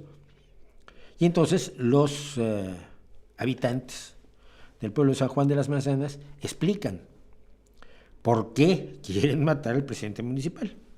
Un gran cuento, gran cuento. Greenpeace está invirtiendo muchísimo en sus anuncios, sí, pero tremendamente. No sé en el resto del mundo, pero aquí, cuanto actor, chef, persona medianamente conocida que coincida con ellos haya en España, lo tienen haciéndole anuncios. Ya encontré gente que habla de la minería subacuática con un terrible riesgo. ¿Qué tan cierto es esto? Que no, depende cómo se hace. La brocha gorda de Greenpeace. La energía nuclear es mala. La modificación genética, mala. La minería mala. Tómalo. Oye, ¿no habrá una forma de hacerlo bien, de que no sea malo? No. Tómalo. Y esto era lo que yo hablaba con el exdirector de Greenpeace en España, ¿no? Decía, ¿por qué estás en contra de la modificación genética? Bueno, porque nosotros creemos que lo natural es mejor. Joder, tío, pues son creencias. Las creencias no deberían bastar para esto. Carlota hasta el momento no nos hace ningún daño. Recomendar un libro sobre la Segunda Guerra Mundial. Uy, no sé. Un libro sobre la Segunda Guerra Mundial. Había un libro sobre el día de... El problema, yo leí muchas enciclopedias sobre la Segunda Guerra Mundial. El problema es que la Segunda Guerra Mundial es un asunto complicadísimo. Si te quieres entrar solo en un teatro de operaciones, tienes fenómenos políticos, tienes fenómenos sociales, tienes el desarrollo militar. Y esto es simplemente estudiar. Hay gente que se ha matado toda la vida estudiando el teatro africano, que fue bastante pequeño comparado con los dos grandes teatros del Pacífico y de Europa, ¿no? El continente europeo. Pero no sé si un libro que lo pudiera abarcar una visión general, no lo sé. Deja y lo averiguo porque me parece interesante. Gracias por el superchat a Videoinfo 22. ¿Qué opinas acerca de que el activismo contra la gentrificación relaciona esta práctica de negocios con la piel blanca? ¿Por qué defienden su identidad y cultura desde ideologías yanquis? Pues no lo sé. Pero la gentrificación no, es que no sé por qué se ha producido en México un fenómeno de racismo en el cual el color de tu piel te hace bueno o malo. A ver, yo conocí el racismo mexicano y denuncié desde pequeño el racismo mexicano, que te decía que el indígena era flojo, que el indígena era vago, que el indígena era tonto, que el indígena era inútil, que las mujeres indígenas que venían al servicio en las grandes ciudades pues, servían para hacer los desahogos sexuales de los niños de la casa. Que la palabra naco, la palabra indio patarrajada, las palabras ofensivas relacionadas con, no solo con el aspecto de piel morena, los rasgos de carácter indígena, sino con la cultura indígena, porque tú podías ser güero de rancho, descendiente de alguna de la intervención francesa. En México había muchos, no sé ahora, pero de pronto encontrabas gente que era de piel blanca, sonrosada y rubia, que decía, me llamo fulano Valois, y Valois es Valois, y tú eres descendiente de algunos de los soldados que se perdió durante la intervención francesa a mediados del siglo XIX, clarísimamente. Pero esos güeros de rancho también eran indígenas, porque su cultura era indígena, porque su expresión, porque su vestimenta era indígena, ¿no? Y siempre yo protesté en contra de ese racismo. Ahora el racismo es al revés, todos los blancos somos los malos. Porque sí, porque lo han decidido otros blancos, otros mestizos como yo, porque son tan mestizos unos como otros. No creo que haciendo una revisión genética de los mexicanos haya uno que no tenga sangre española, pero bueno. ¿Qué opina de Rage Against the Machines? Musicalmente me parecen muy buenos, pero me conflictúa su apoyo al Sendero Luminoso. Musicalmente me parecen muy buenos, pero sus temas nunca me gustaron, ¿no? Y ahora cuando ves al guitarrista haciendo masterclasses para seguirse hinchando de dinero, dices tú, vale. Sí, hombre. The Warning y Peso Pluma han estado juntos en eventos de MTV. ¿Sería beneficioso para ellos una colaboración? No, no creo. No, espero que no. No creo que beber de la antimúsica y del anti-rock sea beneficioso para el rock, de ninguna manera. Lo bueno es que hasta donde sé, The Warning escucha absolutamente de todo y hace precisamente lo que se le da la gana. Pero no veo claro algo así, ¿no? Es como Paul McCartney colaborando con Kanye West. No lo veo. Con tantos estudios que se contradicen sobre hábitos de alimentación, ¿a quién debemos hacerle caso? A los buenos nutricionistas, a los que no se están vendiendo nada fundamentalmente.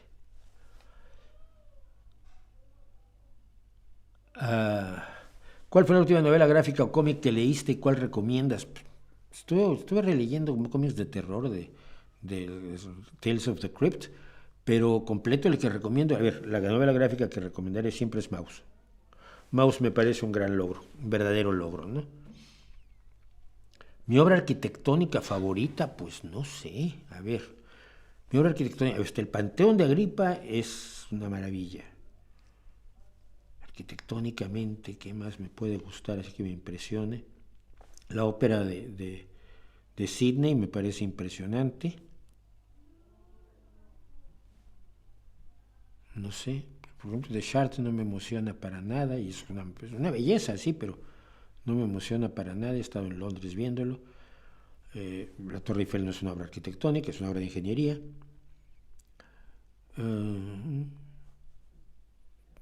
Probablemente el Panteón de Agripa, fíjate, y la Catedral de Florencia. La Catedral de Florencia con esa cúpula es impresionante, ¿no? Pero sí, por ahí me quedaría yo más o menos por allí. Probablemente si me acuerdo de otras me diría otra cosa totalmente distinta, pero en este momento el Panteón de Agripa y la Ópera de Sydney. Vámonos. ¿Crees que los agricultores tienen razón en denunciar las políticas de la Unión Europea respecto a los pesticidas? En parte ahí estoy de acuerdo con ellos. Creo que las políticas de la Unión Europea se han fundamentado en la presión de los verdes, sin darse cuenta que sin pesticidas nos quedamos sin la mitad de la comida que tenemos. O sea, sin pesticidas no puedes tener productividad. Vas a regresar al pasado cuando las plagas se comían la mayor parte de la comida y los niños luego ya no tenían para comer. Ese es de los puntos en los que estoy de acuerdo con ellos, ¿ves? No he oído Exception, por eso nunca he hablado de ellos.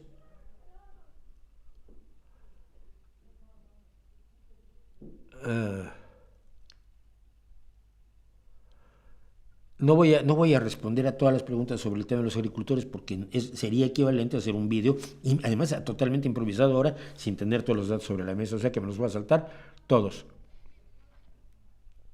Pero vamos a algo que me parece también relevante, interesante e importante.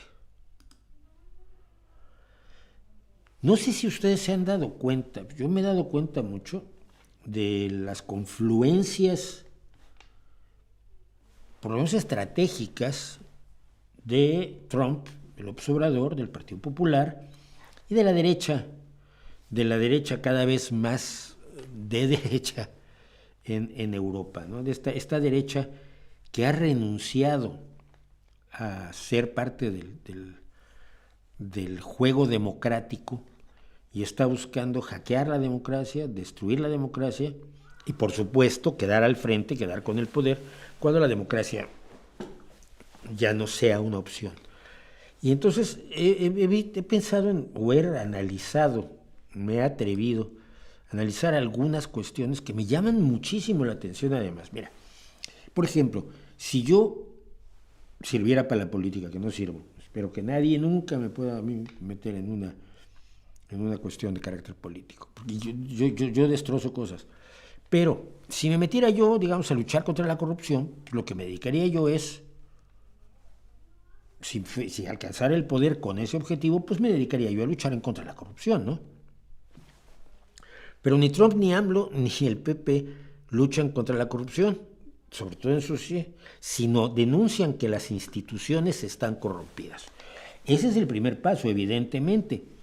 Pero cuando llevas 5 años como López Obrador, o cuando te metes 4 años como Donald Trump, y no haces nada para resolver las cosas, las instituciones están corrompidas porque tú lo permites.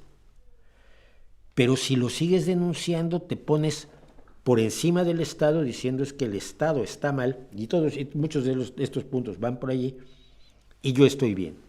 Es decir, es necesario que yo o los míos o mi proyecto sustituyan al Estado para que esto funcione, que es, si usted lo sabe y se lo ha pensado, es esencialmente una visión fascista.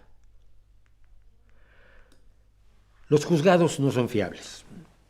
Aunque el ataque al Poder Judicial en España ha sido encabezado fundamentalmente por Podemos, es evidente que hay problemas con el Poder Judicial. Ningún Poder Judicial es tan aséptico como quisiéramos o como deseamos plantearlo cuando establecemos los mecanismos de una nación. El Poder Judicial está conformado por seres humanos que tienen ideas determinadas y que por más que lo intenten y se quieran incluso comprometer, si es que quieren, algunas de sus decisiones se verán contaminadas por sus posiciones. Aún así, es mejor tener un poder independiente a cargo de la judicatura perdón, que prescindir de él.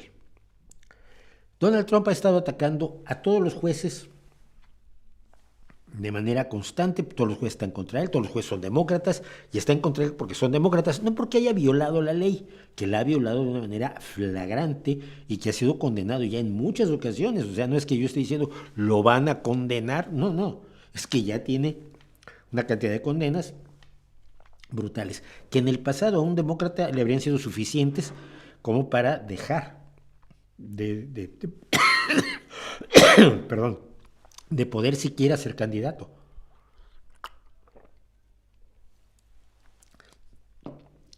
Si a un demócrata le hubiera bastado la mitad de las acusaciones y condenas de Donald Trump y sus ataques y su desprecio a las mujeres y su manejo de todo, un demócrata no le permitirían seguir como candidato, y algunos dejaron de hacerlo por motivos así similares. Luego, pero el Partido Popular está quejándose de que los jueces están en contra del Partido Popular, cuando la mayoría de los jueces en España son conservadores, proceden de una forma muy endogámica de manejo de la carrera misma de derecho, y luego de cómo va subiendo en la carrera de derecho hasta ser juez. Entonces son más fundamentalmente conservadores, pero al PP no le conviene.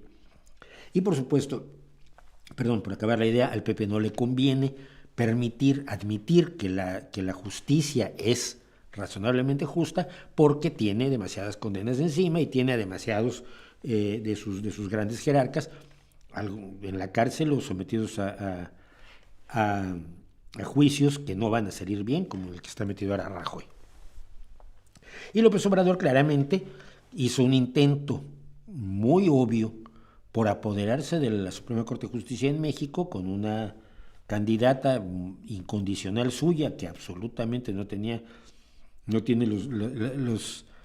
cumple los requisitos ni siquiera para ser licenciada en Derecho, y al fracasar en su intento por apoderarse del Poder Judicial, está proponiendo básicamente destruirlo.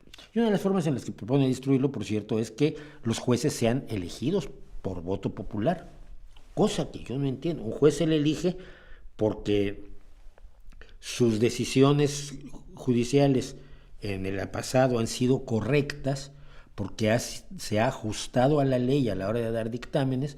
Un juez de la Suprema Corte, quiero decir, fue juez de primera instancia, fue juez de segunda instancia, fue juez de distrito, tuvo distintos puestos y se comportó correctamente, aplicó la ley debidamente, no se corrompió, etcétera, y entonces eso hace que lo propongas como posible juez. Pero ¿qué va a decir en campaña el juez? Prometo que si tu primo se roba una gallina no voy a meterlo a la cárcel. ¿Cómo puede ser la campaña de un juez? No lo sé, pero López Obrador le apuesta a eso, sobre todo porque sabe que muchos de los suyos, incluidos sus hijitos, pueden verse frente a un juez en breve tiempo, porque las corruptelas, los asaltos, los ladronazgos y el descaro con el que se ha comportado muchísima gente de la Cuarta Transformación es absolutamente vergonzosa, ¿no? Seguimos. Los medios de comunicación solo mienten. Todos dicen exactamente lo mismo. La fuerza de la televisión de derecha en Estados Unidos es muy clara.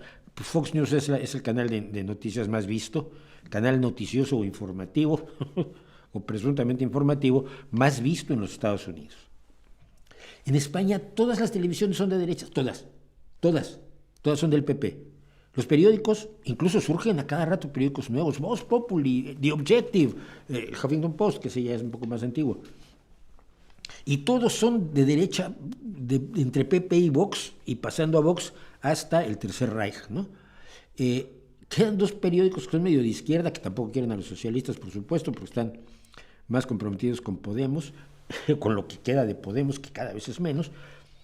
Pero si acusas a los medios de comunicación de mentir, fortaleces la idea de que el único que dice la verdad en este país eres tú, Ayuso, Feijóo, López Obrador, Donald Trump, los legisladores de Donald Trump. Y esto incide además muy curiosamente en una visión que tienen ciertas personas o muchas personas en una determinada izquierda, y que es la de que todos los periodistas están corrompidos y los periodistas hacen lo que ordena su director editorial o su redactor en jefe o su jefe de redacción o su director. Y con eso lo resuelven todo. Aquí todo está decidido ideológica y políticamente. Oye, no, mira, yo que he trabajado en periódicos te puedo decir que 2 veces me han dicho que no puedo decir algo, las 2 veces renuncié. Pero todas las veces que yo he estado en periódicos me han dejado, no he pedido permiso. Me han contratado para que diga cosas que yo sé decir, que yo quiero decir. Me han contratado como periodista, no como secretaria para tomarle nota al director. Y yo he hablado de lo que me ha dado la gana en Excelsior, en el Universal, en el 1+1 cuando te escribí, en La Jornada cuando era yo su enviado especial, en el Financiero donde tuve una columna durante mucho tiempo. En el Diario de México me dijeron un día que no podía escribir una cosa, que no me iban a publicar algo que escribí y ese día dejé de trabajar allí. Cuando estuve en la radio, en Televisa, jamás me dijeron en Televisa de qué podía y de qué no podía hablar. Luego me regañaban, eso sí. Ay, Mauricio, otra vez nos metiste en un lío con el cardenal. Pues sí, ya te acostumbraste, ¿no? El señor Ricardo Rocha, pues, total. Pasa todas las semanas, ya tenías que estar habituado. No es cierto, los periodistas no son todos corruptos y solo López Obrador o Trump o Ayuso o Feijóo dicen la verdad. Las elecciones y el Estado de Derecho no son legítimos. Cuando llegas a este precioso punto, por supuesto, tiene que haber solo una forma de elegir a quien va a encabezar el poder en el país en el que estás, ¿no?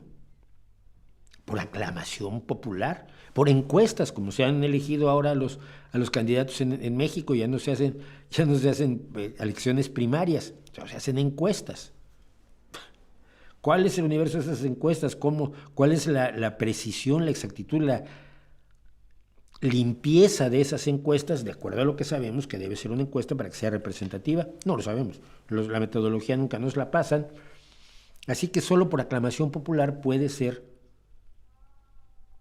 elegido. Y una vez que ya te eligieron, no pueden deselegirte, que es lo que ha planteado Ayuso, perdón, que es lo que ha planteado Donald Trump, que es lo que de alguna manera está planteando López Obrador, que su herencia tiene que continuar hasta el infinito y más allá, que diría Buzz Lightyear, y que hay que quitar a los rojos del poder, eso aquí en España, para que nunca puedan volver.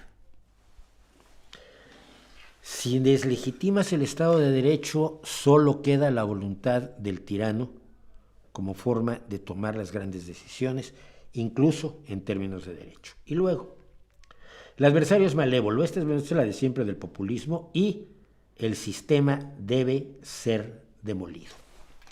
Si el sistema debe ser demolido, quien lo demuela, dueño del sistema será. Todo el sistema no funciona. No, espérate, a ver, Estados Unidos tiene muchos problemas, pero su sistema le ha funcionado. México ha tenido muchísimos problemas, pero no puedes tirar todo a la basura. Hay cosas que funcionan. Yo pensaría en montones de organizaciones no gubernamentales y de grupos, de organizaciones civiles y de ciudadanos y de pueblos que funcionan. No puedes demolerlo todo, porque si lo demueles todo, el único que decide qué queda en su lugar es el tirano. Y finalmente, y para terminar, la teoría del Estado profundo. En realidad, si tú llegas al poder como López Obrador, como Donald Trump, o como llegó Rajoy, y es muy curioso, pero es como quiere llegar Pablo Iglesias, o quería llegar Pablo Iglesias, no puedes hacer lo que las leyes te autorizan a hacer, porque hay un Estado profundo. Hay un grupo de personas como los Chuminati, con sus capuchas, que se reúnen en un sótano todos los jueves por la noche, alrededor de un pentagrama pintado en el suelo con tiza blanca, y ellos deciden qué se hace en el Estado. No tú que eres el presidente de gobierno, no tú que eres el presidente de los Estados Unidos, no tú que eres el presidente de los Estados Unidos mexicanos, no, el Estado profundo al que no le puede hacer nada el pobrecito López Obrador, ni el pobrecito Trump, y lo único que pueden hacer es destruir el sistema para que acabe el Estado profundo y entonces ya ellos pongan un Estado que te convenga a ti. Eso esperamos. Yo siento que las estrategias son demasiado parecidas y toda la derecha lo está manejando. Todo lo que hemos hecho hasta ahora, y fundamentalmente la democracia, pues no están bien, no son perfectos. Y la teoría de, como esto no es perfecto, hay que destruirlo. Y vamos mejor a poner algo que yo te digo qué es, pero no te digo antes qué es lo que voy a poner, sino ya te diré conforme. Tú dame el poder y ya luego hablamos. ¿Y qué vamos a poner en lugar de la democracia? Es un peligro. Tenemos esta tendencia a que la idea de lo perfecto nos haga enemigos de lo bueno. A que la idea de que si algo está mal hay que destruirlo en vez de repararlo. Porque suena mucho más fácil, ¿no? Y para la izquierda es muy marcusiano. Por lo menos para la izquierda marxista es muy marcusiano. Destruir para construir. Ya, pero no, es que no. Si destruyes la roca en la que asientas tus cimientos, no tienes dónde construir. Y que todos los problemas que pueda tener la democracia, que puedo estar de acuerdo en la gran mayoría de ellos, lo que nos exige es inteligencia, capacidad y originalidad para resolverlos y para mejorar y optimizar la única forma de gobierno que hemos tenido que no dependa del capricho de un imbécil. Sea el emperador, sea el generalísimo, sea el rey, sea el monarca, sea el zar, sea el faraón, sea quien sea. Al final nos acaban gobernando imbéciles. Prefiero elegir a los imbéciles y poderlos echar 4 o 5 años después por imbéciles. Y dicho eso, vamos a hacer un pequeño corte como hacemos siempre hasta ahora. ¿Qué me dicen? Estados Unidos podría sancionar a Tucker por entrevistar a Putin. Escuché. ¿Dónde lo escuchaste? ¿Dónde lo escuchaste? Pero es una mentira. Estados Unidos no tiene la capacidad. No existe una sola ley en los Estados Unidos que pueda sancionar a un periodista por hacerle una entrevista a una persona. ¿De dónde sacan eso? O sea, es absolutamente imaginario, es absolutamente demagógico, es absolutamente populista, es mentira. Leí en algún lugar, esto es como Donald Trump cuando dice, mucha gente está diciendo, esta foto anda por todos lados. Ayer puse una foto donde estaba la mitad de Donald Trump, la mitad de Elvis Presley. Dice, mucha gente ha dicho que me parezco a Elvis Presley. ¿Quién habrá sido, no? Probablemente alguien, problemas de la vista, el que no le han podido hacer sus gafas. Y esta foto anda por todos lados. Y tú buscas la foto, no eres tonto. Buscas la foto y te salió de la cuenta de Donald Trump en Truth Social, que es su Twitter particular, ¿no? No existía en ningún otro lado esa fotografía, la hizo alguno de los empleados de Donald Trump para que él se sienta bien porque se parece mucho a Elvis Presley. Mucha gente anda diciendo, leí en algún lugar, se anda diciendo, escuché que... no, espera, esto es peor aún, que la EU, si la EU es la European Union, la Unión Europea, sancionar a un periodista estadounidense que fue de Estados Unidos a Rusia y que de Rusia va a Estados Unidos, va a sancionar a ese periodista por entrevistar a Putin, cuando todos los periodistas europeos han estado pidiendo también entrevistas con Putin. Uy, qué bueno está eso. Es muy probable que Guatemala quisiera también. No, Guatemala no. Pero es muy probable que Milei quisiera sancionarme a mí por mi canal de YouTube. Esa suerte va a tener. La situación con los trotskistas que describe parece propaganda, tristemente no lo es. No, quiero aclarar una cosa muy, muy sencilla. Yo tuve mis problemas con los trotskistas. Me acuerdo que una vez nos visitó el presidente Echeverría y el líder de los trotskistas casi se derretía porque estaba junto al poder. Y eso era lo que realmente le emocionaba. Casi le lame los zapatos, afuera del Museo de Antropología, precisamente, alguna vez que fue Echeverría para allá. Yo he hablado con gente de España, de Francia, concretamente de la Universidad de la Sorbona, de Washington, de Vancouver, de la Universidad de Vancouver, de Argentina y de Italia. Todos que han pasado por la universidad y han tenido sus que veres con los troscos. Son idénticos siempre. O eran, no sé si todavía hay troscos, me imagino que son una especie, si no en extinción, pues rara avis. Pero aquellos troscos de los años 70 eran iguales, todos en todos lados actuaban exactamente igual. Y entonces, claro, yo me acuerdo, yo intercambiaba anécdotas con un estadounidense que había huido a Canadá en la guerra, para no ir a la guerra de Vietnam, cuando teníamos más o menos la misma edad, ¿no? Y entonces yo le contaba de los troscos que a mí me habían tocado en antropología. Y él me contaba de los troscos que le habían tocado en la Universidad de Vancouver, en historia, creo que estudió.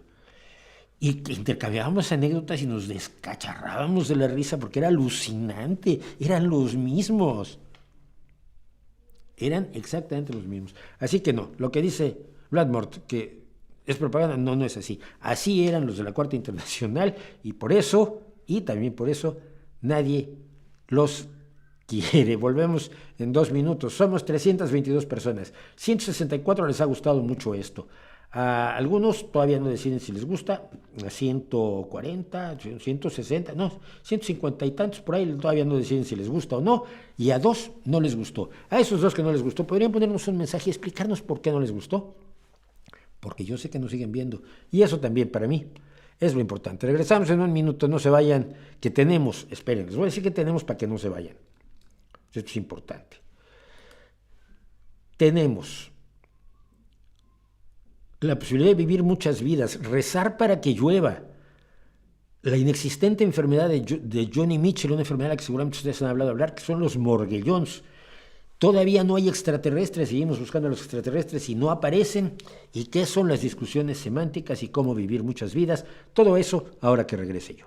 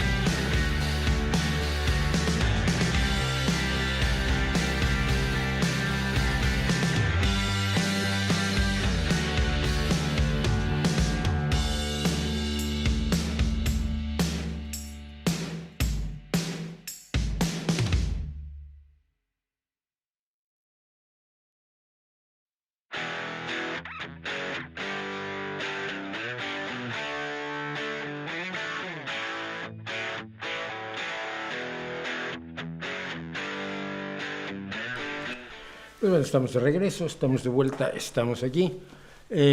¿Considero antidemocrático prohibir un partido nazi? No, no considero antidemocrático prohibir un partido que quiere precisamente destruir la democracia. No lo creo y no creo que sea antidemocrático prohibir a un partido que va en contra de los principios mismos del Estado, ¿no? Tú quieres ir a unas elecciones porque crees en las elecciones, ¿no? Si no, no vas. Ese es el truco que usa el autoritarismo para hacerse con el poder hackeando la democracia y no se debe permitir.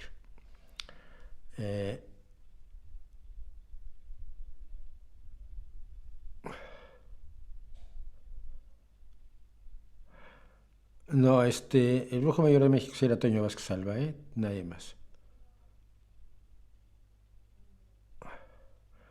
Bueno, vamos a apresurar porque si no, no nos vamos con todo.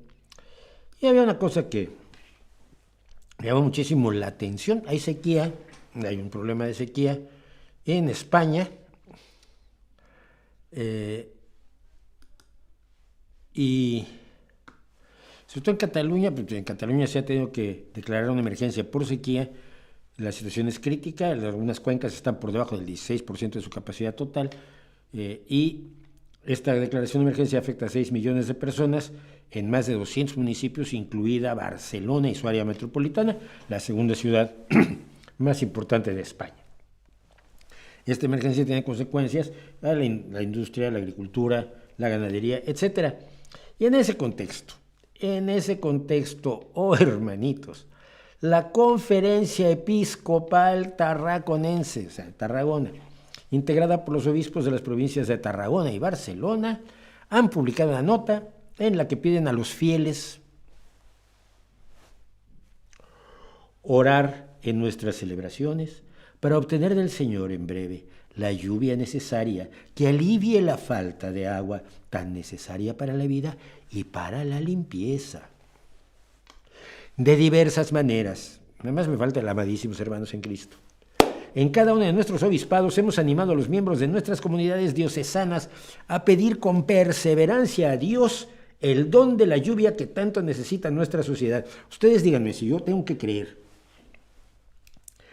que los obispos de Tarragona y Barcelona no tienen minta idea de los procesos meteorológicos que llevan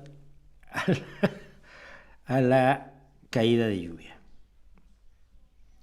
Si de verdad creen que se puede producir mágicamente, no dadas las condiciones meteorológicas necesarias, la precipitación pluvial a capricho de la deidad debido a las oraciones. Hagamos un pequeño repaso de la eficacia que han tenido las oraciones por el agua, no habiendo condiciones meteorológicas favorables a lo largo de la historia. Y sumando todos los éxitos que han tenido esas oraciones, tenemos un total redondito de 0. Absoluto 0. Hombre, si rezas cuando hay nubes y cuando hay las condiciones meteorológicas necesarias para que se produzca una precipitación, pues la oración puede tener cierta efectividad, sin duda alguna, pero si tienes una situación de sequía, no. Pero los obispos saben que están mintiendo, saben que es una milonga. No me puedes convencer de que no saben que lo que están proponiendo es una milonga. En pleno siglo XXI. De nuevo, invitamos a todos los cristianos y cristianas a intensificar esta petición, tanto en la oración personal como en la comunitaria, confiando que el Padre Celestial dará cosas buenas a quienes se las piden. Asimismo, reclaman a los habitantes valorar el don precioso del agua y, al hacer un uso responsable del mismo, avanzar hacia la conservación de la naturaleza, llevando adelante una verdadera ecología integral. Ahora son curas verdes. Esta dificultad que nos afecta a todos es una oportunidad para vivir más conscientemente la austeridad, el valor del sacrificio personal. O sea, que si sufres, Dios está contento. Austeridad, sacrificio personal, llora, pégate, latigazos, y Dios feliz. El sacrificio personal es todo.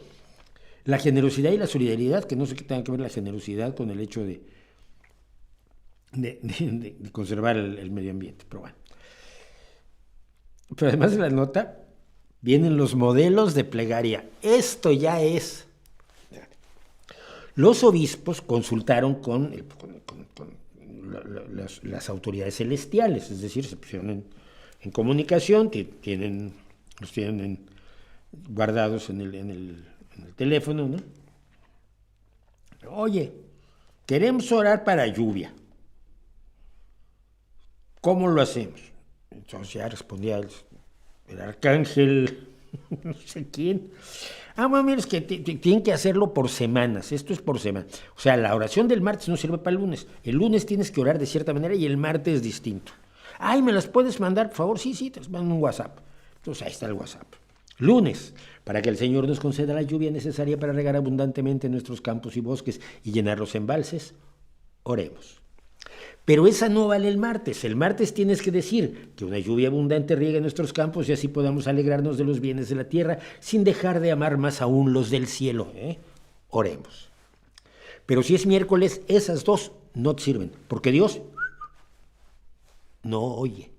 Él no te va a hacer ningún caso. Si quieres que llueva y es miércoles, tienes que decir que Dios nuestro Señor nos conceda una lluvia abundante y la buena añada nos haga servir a Dios con alegría. Oremos, la buena añada. Claro, si es que dice, es que ni siquiera me quedé como, es una antiguaya. Pero el jueves es que Dios quiera conceder a nuestros sembrados la necesaria lluvia. O sea que si no tienes sembrados, ni saques el paraguas. El viernes, ya que el Señor nos conceda abundantes lluvias que nos proporcionen el agua que tanto necesitamos, oremos. Esto de las oraciones por semana, a mí es que me imagino al Dios pintado por Miguel Ángel, es el Dios más impresionante, el Dios de la Capilla Sixtina. Dice, oiga, en Barcelona están pidiendo que llueva. ¿Qué dijeron? No, pues dijeron que el buen Dios se digna en concedernos una lluvia abundante para regar y sazonar la faz de la tierra. Dice, no, ni caso. ¿Por qué? Porque es domingo y es la oración del sábado. No. Cuando digan que Dios nuestro Señor nos conceda una abundante lluvia para salvar las cosechas y poder superar la amenaza de la sequía, ya veo si les echo una gotita. Pero si no, porque hoy es domingo y la del sábado no me vale. ¿En serio? ¿En qué mundo? Ya no es solo en qué mundo vive esta gente, es dónde quieren, dónde creen que viven sus fieles y dónde quieren que vivamos los demás. Eso es lo que hay más preocupante dentro de lo esperpéntico y absolutamente cómico, que es asumir esta posición cuando lo que tienes es una emergencia real y ya podrías servir para algo más que para estas mamarrachadas. En fin, sigo hablando de curas y demás. Se ha descubierto una cosa tremenda. Vean ustedes, en Galicia hay elecciones ahora. Galicia está, no me acuerdo por qué, pero está desfasada del resto de España, donde más o menos al mismo tiempo se elige a los alcaldes y se elige a los presidentes de las comunidades autónomas en las que está dividido el país. Y esto a veces incluso también coincide con las elecciones legislativas. Pero en el caso de Galicia está desfasado más de un año, y en este caso, pues, perdón, se me hizo pequeño esto, ahí está. Hay elecciones en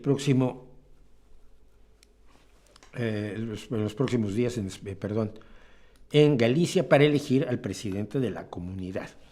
Es el 18 de febrero, y entonces el CIS, el Centro de Investigaciones Sociológicas del Gobierno español, hizo una encuesta para probar qué se va a votar en Galicia el día 18, y resultó algo de lo más extraño descubrir que los gallegos menores de 24 años son ateos. Ni espirituales, ni agnósticos, ni budistas, ni creyentes de salón, ni estos de los que se sacan el cuerpo ya con la última carcajada de la cumbancha, que es cuando dicen, soy ateo pero no practicante. Digo, soy cristiano, soy católico pero no practicante. Así quiere decir eso, que no haces lo que Dios dice, vayas a misa y pagues diezmos y no. Soy católico pero sin compromisos, ¿no?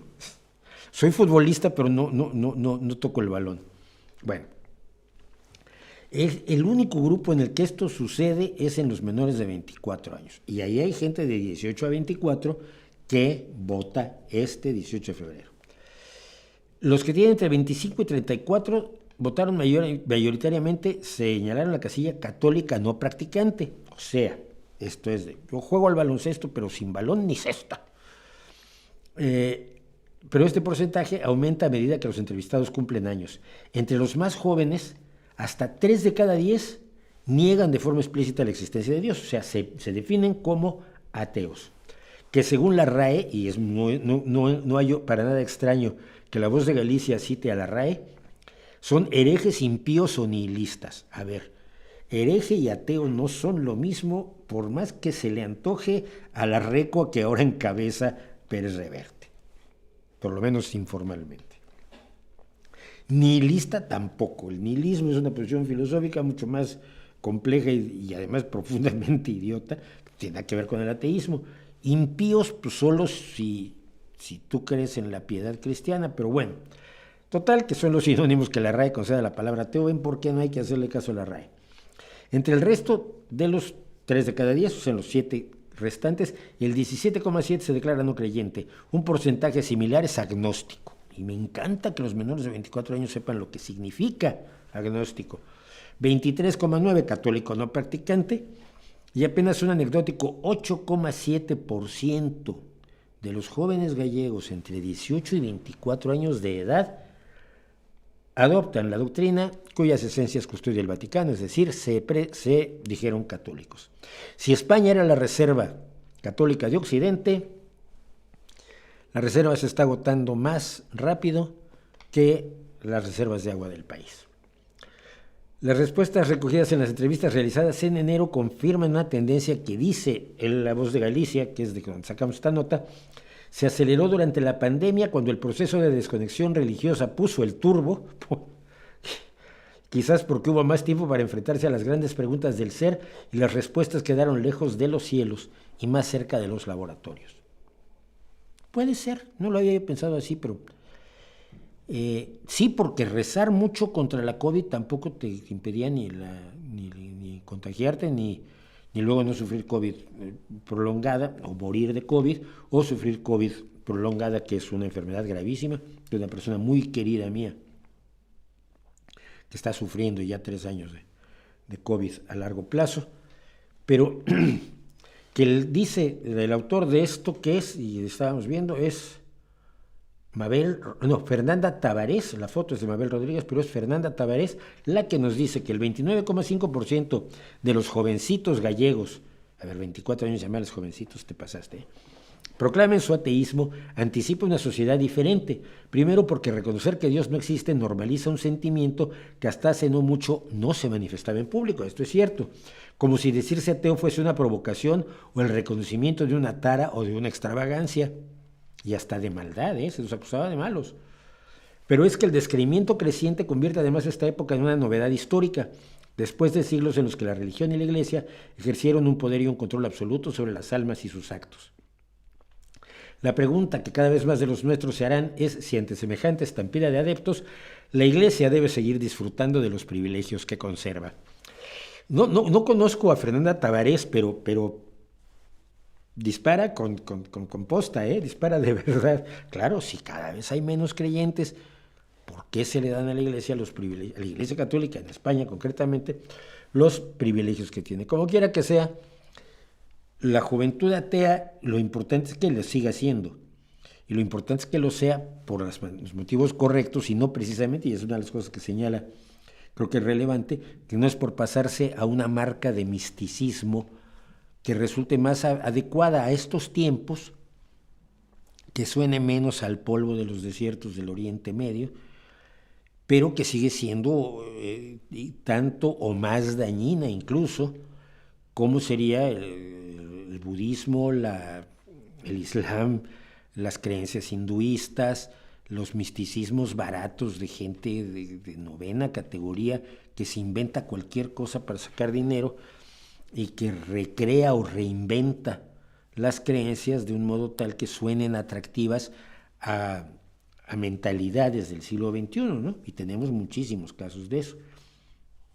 La bioenergética, por ejemplo, pues, suena mucho más interesante que la magia, la brujería o el convertir agua en vino, que sobre todo si la gente cada vez bebe menos, pues no es tan atractivo. Como quiera que sea, me llama la atención. Me gustaría saber si cuando el CIS repita estas encuestas a nivel nacional, si esta tendencia está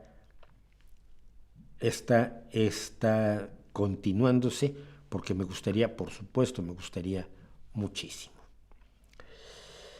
Y sin más, vamos a pasar a otro punto que tenía yo aquí. Pero es que estoy un poco hecho líos con... Nunca sigo un orden. Esto es una cosa que ustedes seguramente se han dado cuenta porque son muy listos. Nunca sigo un orden. Entonces, hoy sigo un orden. Hoy hice un orden para poder poner lo que más me interesaba primero y luego resultó que me estoy haciendo líos con el orden. Pero, ¿qué opinan los Dire Straits? Me encantaba, un grupo que me gustaba muchísimo. A ver, uno se impresionó con los Dire Straits porque el primer video hecho con una animación por computadora fue Money for Nothing de Dire Straits. Luego está el fenómeno Knopfler. Mark Knopfler es un monstruo de la guitarra y es muy curioso que volvió al folk, fíjate. Regresó del rock, nunca ha dejado de ser rockero, pero volvió al folk. El rock no es un tipo de música, no lo olviden esto nunca. El rock no es un género musical, es una actitud ante la vida. Entonces yo puedo escuchar música tradicional y escucho muchísimo folk y escucho mezclas de folk con música contemporánea y escucho muchísimo blues y escucho muchísimo rock, pero mi actitud es la actitud del rock. El rock es una actitud y la tiene sin duda alguna Mark Knopfler, pero se regresó al folk a hacer muchísimas cosas maravillosas, pueden ustedes buscarlas en YouTube, y como lo hizo, por cierto, ahora no me acuerdo su nombre, Gaffin, por supuesto, Gaffin, sí, el de Bad Religion, el cantante de Bad Religion, que tiene un disco de folk maravilloso, por cierto. Sí, hay filosofía epicúrea y estoica, y tienes razón. ¿Por qué se resalta tanto el daño que hacen los asesinos en serie, pero no los crímenes de guerra de soldados, cuando a veces estos son mucho más atroces? Voy a tenerme que ir, bueno, a ver. El soldado tiene por objetivo ganar una guerra. Con los años, con el avance de la moral humana, les hemos puesto limitaciones, hemos creado reglas para la guerra para que no fuera tan brutal como lo era en el pasado. Pero un soldado está justificado de alguna manera social, política, económicamente incluso, ¿no? Y sin embargo aunque ya, por supuesto, enjuiciamos a criminales de guerra, afortunadamente, y quiero recordar que en Vietnam, por lo menos en algunos casos, como el del teniente McCalley, se llevó a cabo un juicio por un crimen cometido en la guerra. El asesino en serie es otra cosa. El asesino en serie, primero que nada, actúa dentro de la sociedad. No actúa en nombre de la sociedad, fuera de la sociedad, sino actúa dentro de la sociedad y actúa por sus motivaciones únicas y exclusivamente personales. No hay país que no tenga una fuerza que lo defienda o que represente, que sea el uso legítimo de la fuerza por parte de ese país, por parte del Estado, por parte del gobierno, por parte de la colectividad que nombra a alguien para que haga ese trabajo sucio. Es muy distinto. Y finalmente, el depredador dentro de su propia sociedad es excepcional. Es excepcional. Los casos si tú te metes, yo he dedicado parte de mi vida a estudiar temas de true crime, de crímenes verdaderos, de delitos reales, sobre todo de asesinos en serie, y te das cuenta cómo rápidamente agotas los asesinos en serie en una sociedad. Entonces, para seguir estudiando asesinos en serie, pues te vas a los rusos, o a los chinos, o a los de Singapur, o a los de Guatemala, o a los de El Salvador, pero sigue siendo terriblemente excepcional, mientras que la barbarie en la guerra pues es la norma, ¿no? Creo que por ahí van las cosas. ¿Qué te gusta de la literatura grecorromana antigua? Poco, no soy muy clasicista.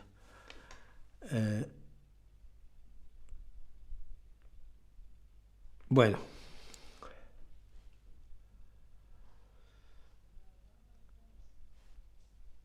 voy a adelantar esto porque no quiero que que se me pase. Esto es algo que escribí hace unos ayeres, que alguien me pidió el otro día que rescatara, lo rescaté y decidí que lo quería compartir aquí. Y se llama Ojalá fueran a traer agua. Y lo voy a leer, perdonen ustedes.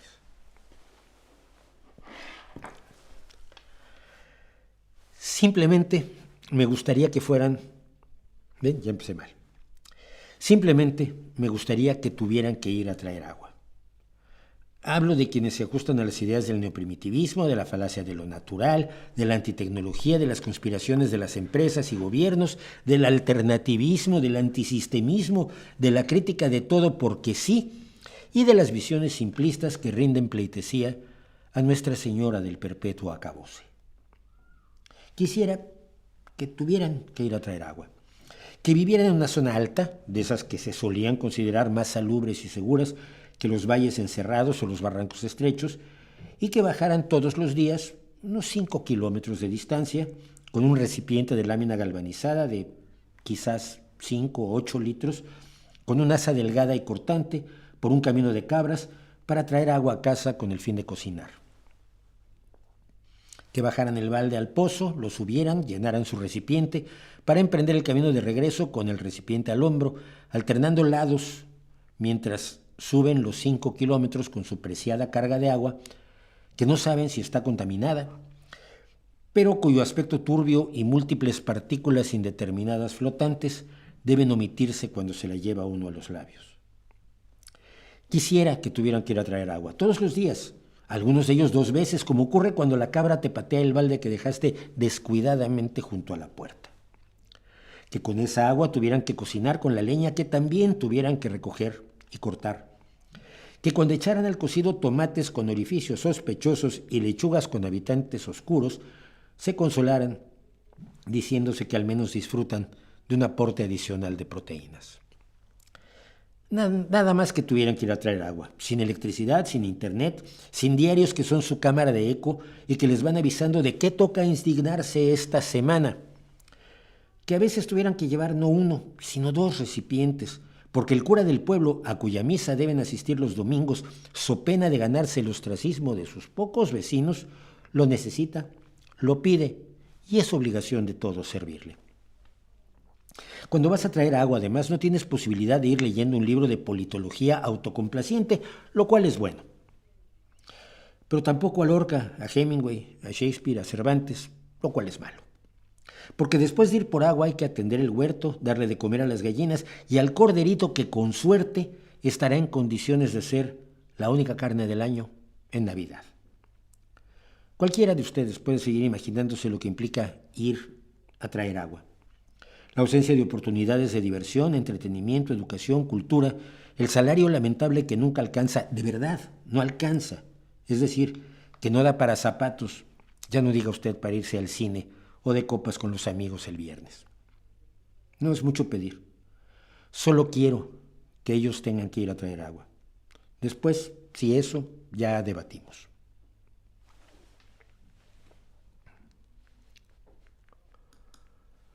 Este sí lo tenía yo muchas ganas. Así que, ¿qué más tenemos hoy? Tenemos muchísimas cosas de las que hablar hoy, pero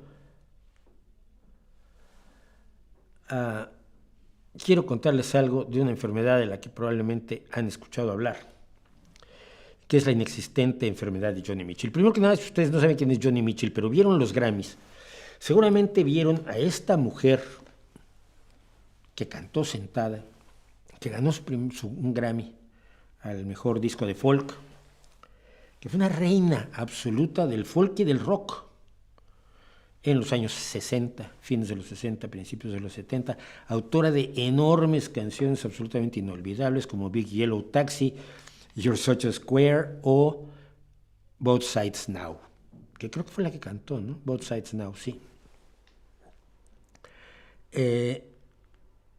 Era ella. Escribió Woodstock, escribió una canción a Woodstock, siendo que ella no fue a Woodstock. Ella estaba con, si mal no recuerdo, con Stephen Stills, el miembro de Crosby, Stills, Nash Young. En aquel momento eran los cuatro. Y entonces decidieron que ella no iba a ir a Woodstock porque tenían miedo de que las cosas fueran difíciles. Ya sabes, las mujeres en casita, que no les pase nada, y los hombres se van a la guerra, en este caso a Woodstock, donde se presentó por primera vez Crosby, Stills, Nash Young, y donde se lanzaron el éxito que tienen hasta el día de hoy todos ellos, salvo Crosby, que ya falleció, me parece, sí. Bueno, pero a ella le contaron cómo había sido Woodstock y escribió la canción más representativa de lo que había sido Woodstock, Joni Mitchell. Joni Mitchell, desde hace, por lo menos desde 2010 fue cuando lo contó, padece una enfermedad que se llama, o le dicen, Morgellons. Morgellons es el nombre informal, y aquí voy a la enciclopedia directamente, el nombre informal de una afección de la piel autodiagnosticada, científicamente no sustanciada, en la cual las personas tienen llagas que consideran que contienen material fibroso. El Morgellons no está bien entendido, pero el consenso médico general es que es una forma de parasitosis alucinante. Delusional, no sé cómo lo traduciría yo, delusional parasitosis, pero es una parasitosis imaginaria, que se encuentra en el espectro psiquiátrico más que en el espectro dermatológico. Las llagas son generalmente el resultado de rascarse compulsivamente, y las fibras que dicen que le salen de las llagas, cuando se han estudiado, se han descubierto de manera consistente, frecuente en la gran mayoría de los casos, que son algodón y otros textiles que ellos mismos se han enterrado a la hora de rascarse. El nombre Morgellons se lo dio una mujer en 2002, hace apenas 22 años, Mary Leitao, una madre que rechazó que los médicos diagnosticaran que su hijo tenía una parasitosis imaginaria, y dijo que no, que tenía una enfermedad real que se llamaba Morgellons, que era el nombre que le había dado alguna enfermedad de la piel a alguien en el siglo XVII. En 2010, Joni Mitchell describió los síntomas de sus Morgellons. En una entrevista con Los Angeles Times dijo que veía fibras de diversos colores surgir de su piel como hongos después de una tormenta de lluvia. No pueden ser identificados desde el punto de vista forense como animales, vegetales o minerales, cosa que no puede ser cierta. Y sugirió que su enfermedad era como si hubiera llegado del espacio exterior, cosa que evidentemente no puedes saber. ¿Cuál es el problema? El problema es que a ti te dicen que existe la enfermedad, y a partir de que se dice que existe la enfermedad y más o menos se le describe, la gente empieza a padecerla. O de manera más o menos parecida, o bueno, casi como le contaron, pero con algo diferente, porque en su caso es diferente. Y empieza a desarrollarse una sintomatología de Morgellons que adopta muchísimas formas. Pongo algunos ejemplos. Los estudios que se han hecho han dado resultados contradictorios, sobre todo porque los estudios empezaron a hacer 10 años después, cuando muchas personas decían ellos, se habían autodiagnosticado ellos con Morgellons. En 2012, el Centro para la Prevención y Control de Enfermedades de los Estados Unidos publicó uno de los estudios más grandes de la enfermedad de Morgellons. Analizó a 115 personas que se habían autodiagnosticado con Morgellons entre 2006 y 2008. De este estudio, la mayoría de las personas eran mujeres más o menos de entre 50 y 55 años de edad. Los resultados mostraron que la mayoría de las fibras que aparecían en las llagas podían explicarse simplemente por rascarse repetidamente. Los investigadores también descubrieron fibras de celulosa, que es un componente de las fibras de algodón que se encuentra en la ropa, mientras que también se detectaban tintes comunes en los textiles. En el estudio de 2012, los investigadores de los CDC realizaron evaluaciones clínicas, analizaron muestras de sangre y muestras de piel y revisaron el historial médico de cada uno de los participantes. No encontraron un trastorno médico común subyacente ni un agente infeccioso. También dijeron que el 43%, solo el 43%, fíjense, de las lesiones de piel tenían material fibroso en alguna de las lesiones. Después del análisis concluyeron que la mayoría contenía algodón e identificaron bacterias u hongos en 19 personas. ¿Cuál es el problema aquí? Que la gente puede tener una infección de bacterias o de hongos, puede tener una alergia incluso, puede tener diversas enfermedades que se autodiagnostica como Morgellons, y cuando le dicen que no tiene Morgellons, tiene que negarlo, porque ya se ha diagnosticado, ya ha leído mucho, ya ha ido al centro del Morgellons, que la señora esta de 2002 fundó, ha leído y ya probablemente tiene un grupo de apoyo de personas que padecen Morgellons y que entre ellos se retroalimentan la idea de que tienen Morgellons. Otro estudio realizado en 2011 por la Clínica Mayo, que analizó a 108 pacientes y que decían todos estos pacientes que estaban infestados por parásitos que les causaban el Morgellons, concluyeron que las llagas eran por rascarse y por pellizcarse la piel. En un estudio de 2016 se recogieron fibras de una persona con Morgellons, se compararon con fibras recogidas alrededor de su departamento, como pelo humano, pelo de las mascotas o fibras de plástico. Descubrieron que las fibras de las lesiones de la enfermedad de Morgellons eran del entorno y no procedían del cuerpo. Pese a lo que crean, con toda honestidad, no lo niego, Joni Mitchell. Pero la forma en que yo he oído hablar del Morgellons desde el 2000 y poco, la forma en que se ha desarrollado la creencia en esta enfermedad resulta gravísima, primero que nada porque quien no tiene fibras quiere tener fibras. Puede incluso introducirse fibras inconscientemente. Pero si no tienes fibras, bueno, tú tienes Morgellons sin fibras, pero tienes otras formas de Morgellons. El chiste es que todos se autodiagnostican Morgellons, tengan o no tengan una enfermedad. Y cuando los analizas a varios de ellos, no tienen una enfermedad común. No hay nada que sea la enfermedad de Morgellons. Y sí puede ser cierto, y esto no se ha determinado porque los estudios no son suficientes, porque además también quienes lo padecen son pocas personas, que cuáles son las enfermedades reales que esta gente puede estar confundiendo con Morgellons y que pueda no estarse tratando porque lo que quiere es un tratamiento para el Morgellons que quizás viene del espacio exterior. Yo creo que el caso de los Morgellons es un ejemplo espectacular de cómo una fantasía se puede apoderar de gente que tiene una enfermedad real o que no tiene ninguna enfermedad y se la provoca, y esto tiene una relación muy clara, evidentemente, con enfermedades como la sensibilidad electromagnética o la sensibilidad química múltiple. Esta gente sufre de verdad. Su sufrimiento no está en discusión, no estoy diciendo que estén engañándonos, se están autoengañando en muchos casos y no se dan cuenta en muchas ocasiones de lo inconsistentes y de lo incoherentes que son con sus creencias, ¿no? En el caso de la sensibilidad electromagnética, yo recuerdo a una mujer que solían entrevistar en la televisión española que tenía toda su casa aislada y ella llevaba ropa con malla metálica para aislarse de las radiaciones electromagnéticas, pero tenía televisión en casa y la veía, y le gustaba mucho oír la radio.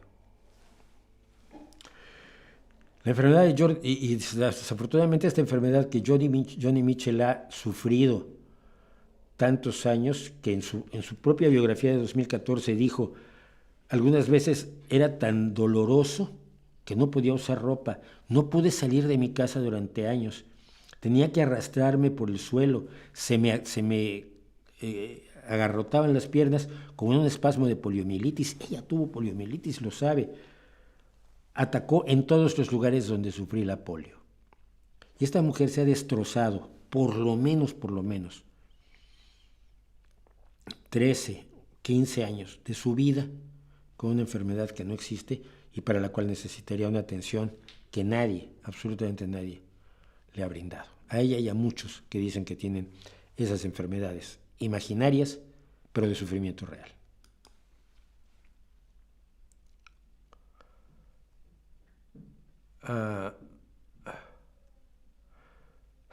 Espero que te gusten los cuentos, Marcos.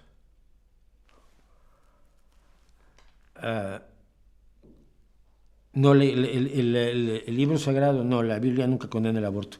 La condena al aborto es una invención del siglo XIX, cuando se puede empezar a hacer abortos con cierta seguridad para las mujeres.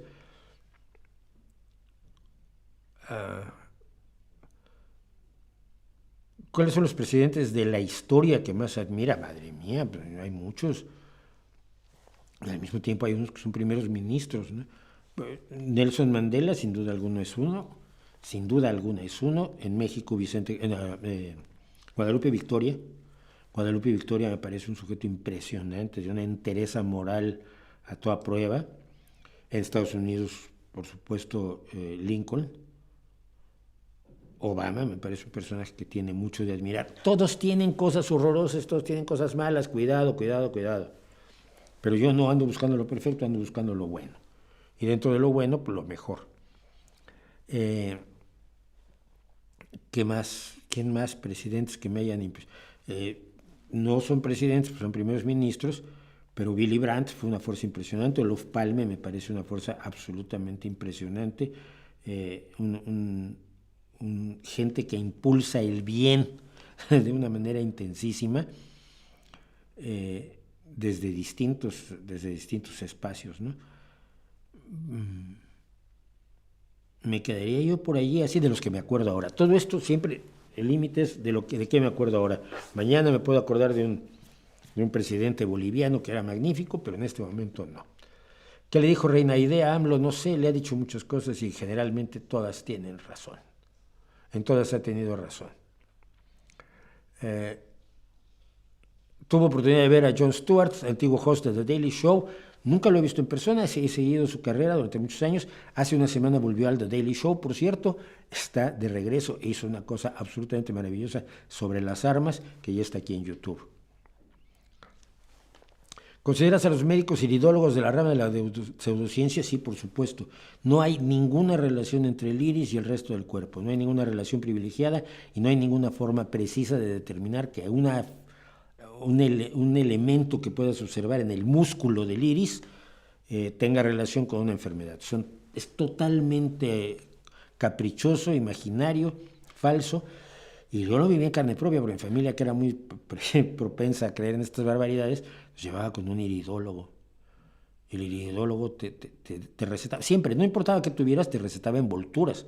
Te envolvías en sábanas mojadas, envolturas calientes que pues eran guay. Se sentía bien. Tenías una sábana en agua tibia, en agua caliente, luego te envolvías con ella, pues era achuchable, era achuchante. Pero luego estaban las envolturas frías y nos obligaban también a usarlas. Era una cosa terrible. Bueno, pero como el tiempo pasa, ¿quién decía?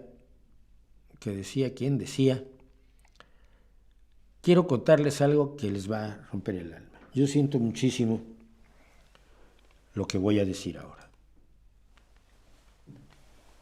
Sigue sin aparecer los extraterrestres. No. Yo sé que cuando yo era muy pequeñito, cantaron los marcianos, llegaron ya y llegaron bailando el recachá, que es, como llaman en Marte, el chachachá. Un chachachá de los años 50, que sobrevivió por lo menos hasta que yo tuviera memoria, sobre todo porque mi familia había comprado el disquito de 45 revoluciones por minuto, el sencillo de los marcianos llegaron ya. Pero no han llegado, lo sentimos, pero no han llegado. Y lo peor es que esto lo dice el encargado de la investigación de ovnis del Pentágono. Porque ustedes saben, cuando alguien en el Pentágono dice que vio una cosa muy rara, lo dijo alguien del Pentágono. O el Pentágono desclasifica un montón de papeles que dicen que no hay nada, que unos pilotos vieron una cosa que no saben qué es. Eran extraterrestres. No, que no saben qué es. no identificados. Por eso, extraterrestres, aliens, antenas y ojos grandes y grises, alargados, como salen en las películas.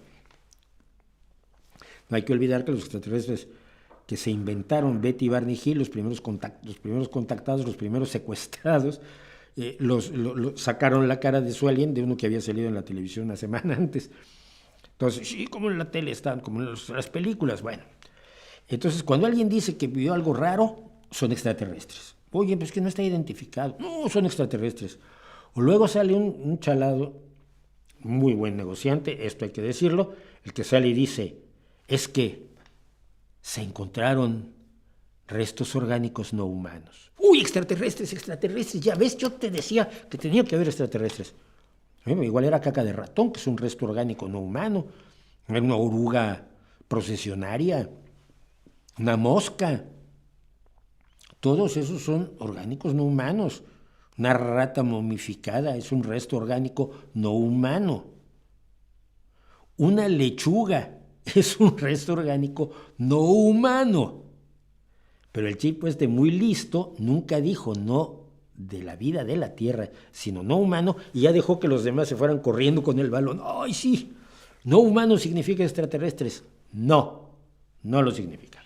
Bueno, pero vamos a decir que nos dice Sean Kirkpatrick, ex jefe de la oficina del Pentágono para investigar los ovnis, que aseguró el otro día que lo mejor que le podía haber pasado a él en la vida, y a mí también, es haber encontrado a los extraterrestres y revelarlos, pero no tenemos, se nos acabaron, no llegó el pedido, no hay evidencia de la existencia de extraterrestres. Sí hay ovnis, claro que hay ovnis, objetos voladores no identificados. OVNI no significa nave extraterrestre dirigida por una inteligencia proveniente de otro planeta y de otra especie donde la vida se desarrolló de manera totalmente distinta e independiente de la Tierra. No significa nada de eso, significa objeto volador no identificado. Cuando ves que pasa un pájaro y le preguntas a alguien, ¿eso era una paloma, era una golondrina, ¿qué clase de pájaro era? Tú dices, no sé, ¿has visto un ovni? Sean Kirkpatrick es un físico especializado en láser y materiales con un doctorado de la Universidad de Georgia y lideró la Oficina de Resolución de Anomalías de todos los dominios, la famosa AARO, que siempre la sacan a colación los extraterrestrólogos, que investiga objetos voladores no identificados por cuenta del gobierno de los Estados Unidos. El físico dejó su cargo en diciembre de 2023 e indicó en el podcast In the Room con Peter Bergen que no ha encontrado evidencia alguna de extraterrestres. Según explicó, solo entre 2 y 5% de los reportes investigados por AARO, que se creó en 2022, son realmente anómalos. La mayoría del tiempo, fíjense que esto es fundamental en la extraterrestrología y en la ovnilogía, ufología. No les gusta ovnilogía, pero les gusta más en inglés. Yo soy ufólogo, no me digas. ¿Y eres dermatologist? No, yo soy geologista, porque no soy geólogo, soy geologista. Bueno, los ufólogos, pero lo que dice él, la mayoría del tiempo cuando no podemos dar una explicación es porque no hay suficientes datos. Punto. ¿Qué es esto? Es que me ha pasado muchas veces a lo largo de los años y sobre todo cuando salía yo hablando de ovnis con Nino Canún en México, en mis breves momentos de fama con la televisión, era genial porque la gente se acercaba y decía, ¿qué es esto? Y me enseñaba una foto y yo decía, pues no sé. ¿Cómo no sabes si tú eres enemigo de los ovnis? Ya, pues no sé qué es un ovni. ¿Dónde la tomaste? ¿Cuándo la tomaste? ¿A qué hora? ¿En qué dirección? Cuéntame todo eso y yo quizás te pueda decir algo. Pero ¿qué es esto? No lo sé. Ni lo sabe tampoco Iker Jiménez ni Maussan, pero ellos fingen que son extraterrestres. Bueno. Cuando tienes datos, a mí me pasó, y tengo un caso, me mandaron unas fotos del ovni de Cantabria. Un señor estaba tomando fotos y tomó 2 fotos de una cosa rarísima. Una especie de nave alargada con 3 o 4 puntitos a los lados y una raya en el centro y se veía que había algo allí, ¿no? ¿Dónde tomaste esto? No, tal playa en tal lugar exactamente, podíamos encontrar en el mapa donde estaba él tomando sus fotos. Vale. ¿A qué hora? Tal hora. Es un avión. No, pero ¿cómo va a ser un avión? Los aviones no son, tienen puntitos y una raya en medio. No, sí. Pero es que tú lo que hiciste fue una larga exposición, y en una larga exposición los estroboscopios de los extremos de las alas te generan esos puntitos impresionantes. No, perdón, el estroboscopio era el centro y a los lados estaban las luces de las alas, entonces tenía dos rayas y los puntitos en el centro. Los dos luces ya habían encendido las luces del avión, no era de noche, pero era el atardecer, y entonces las dos luces de las alas te crean las dos rayas y los puntitos te dicen, son el estroboscopio que lleva en la panza del avión. Y yo se lo dije, tu larga exposición es de 4 segundos. Y cuando vimos los datos EXIF de los originales, efectivamente eran 4 segundos. ¿Por qué? Porque los estroboscopios de los aviones tienen una velocidad fija, no destellan cada vez que se le ocurre al fabricante. Todos se destellan a la misma velocidad para que podamos identificar los aviones. Cuando tienes datos puedes hacer eso, cuando no los tienes no puedes. Sobre el incidente de Roswell, donde se habló del platillo volador, que no era tal, era un globo reflejante de ondas de radar, dice, todo el mundo estaba todavía en carne viva por la guerra y había muchas cuestiones tecnológicas que la gente estaba tratando de asimilar, y esto afectó mucho a lo que la gente veía y a cómo informaba. Y sí, de hecho, en las primeras noticias de lo que cayó en Roswell estaban las fotos de lo que había caído, del papel aluminio que se usaba para reflejar el radar, del proyecto en el que estaban metidos en ese momento en el Área 51, y a los 3 días las cosas habían empezado a desarrollarse distinto. Y luego, años después, un investigador de ovnis lo revivió. Si no lo hubiera revivido, nadie se acordaría de eso ahora, Dice, aunque luego la información se corrigió al encontrarse que se trataba de un globo meteorológico, Roswell es clave para quienes creen que hay vida extraterrestre que fue recuperada por el gobierno estadounidense. Dice, por otro lado, y esto que dice es muy importante, muchos ovnis pueden ser una nueva tecnología clasificada en pruebas o algún intento de espionaje. ¿Qué es más probable? ¿Que un adversario ha logrado una nueva tecnología o que tenemos extraterrestres? Yo me acuerdo una vez en Bélgica, concretamente apareció un ovni de 3 luces. Y es que era un avión caza nuevo de la Unión Europea, creo de la Unión Europea, que tenía 3 toberas en vez de las 2 habituales. Entonces, claro, la gente sabía reconocer un avión caza en la noche por las 2 toberas, pero este que tenía 3 toberas, pues ya era una nave extraterrestre que venía a traernos los mensajes del cosmos. Kirkpatrick también habló sobre David Grush, el que les digo yo, el de los restos no humanos, oficial de inteligencia del Pentágono, que aseguró al Congreso de los Estados Unidos que hay un programa secreto para recuperar a pilotos extraterrestres y que la información se oculta desde los años 30. Grush no pudo respaldar sus declaraciones con evidencia, asegurando que las leyes sobre la información clasificada no se lo permitían. Sí, siempre pasa esto, ¿no? Es que no me dejan. El físico cree que es un real creyente influido por personas que le brindaron información falsa. Yo no, yo creo que es un cantamañanas. Pero en fin, si usted cree que puede haber extraterrestres, pues el señor que se encargó de investigarlos para el gobierno de Estados Unidos dice que no los hay. A usted solo le queda pensar que este hombre es parte de la conspiración para ocultarlo, porque al ocultarlo no se consigue nada, pero bueno, se consigue. Ya, ¿no? Ya pasó.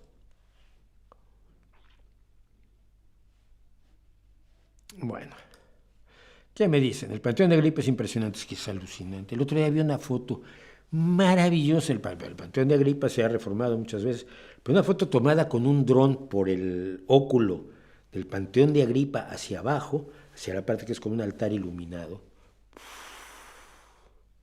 Esas fotos que puedes ver durante 10 minutos y ¡ay, qué bonito! Te vas, te tomas algo y regresas. ¡Ay, qué bonito! Una maravilla.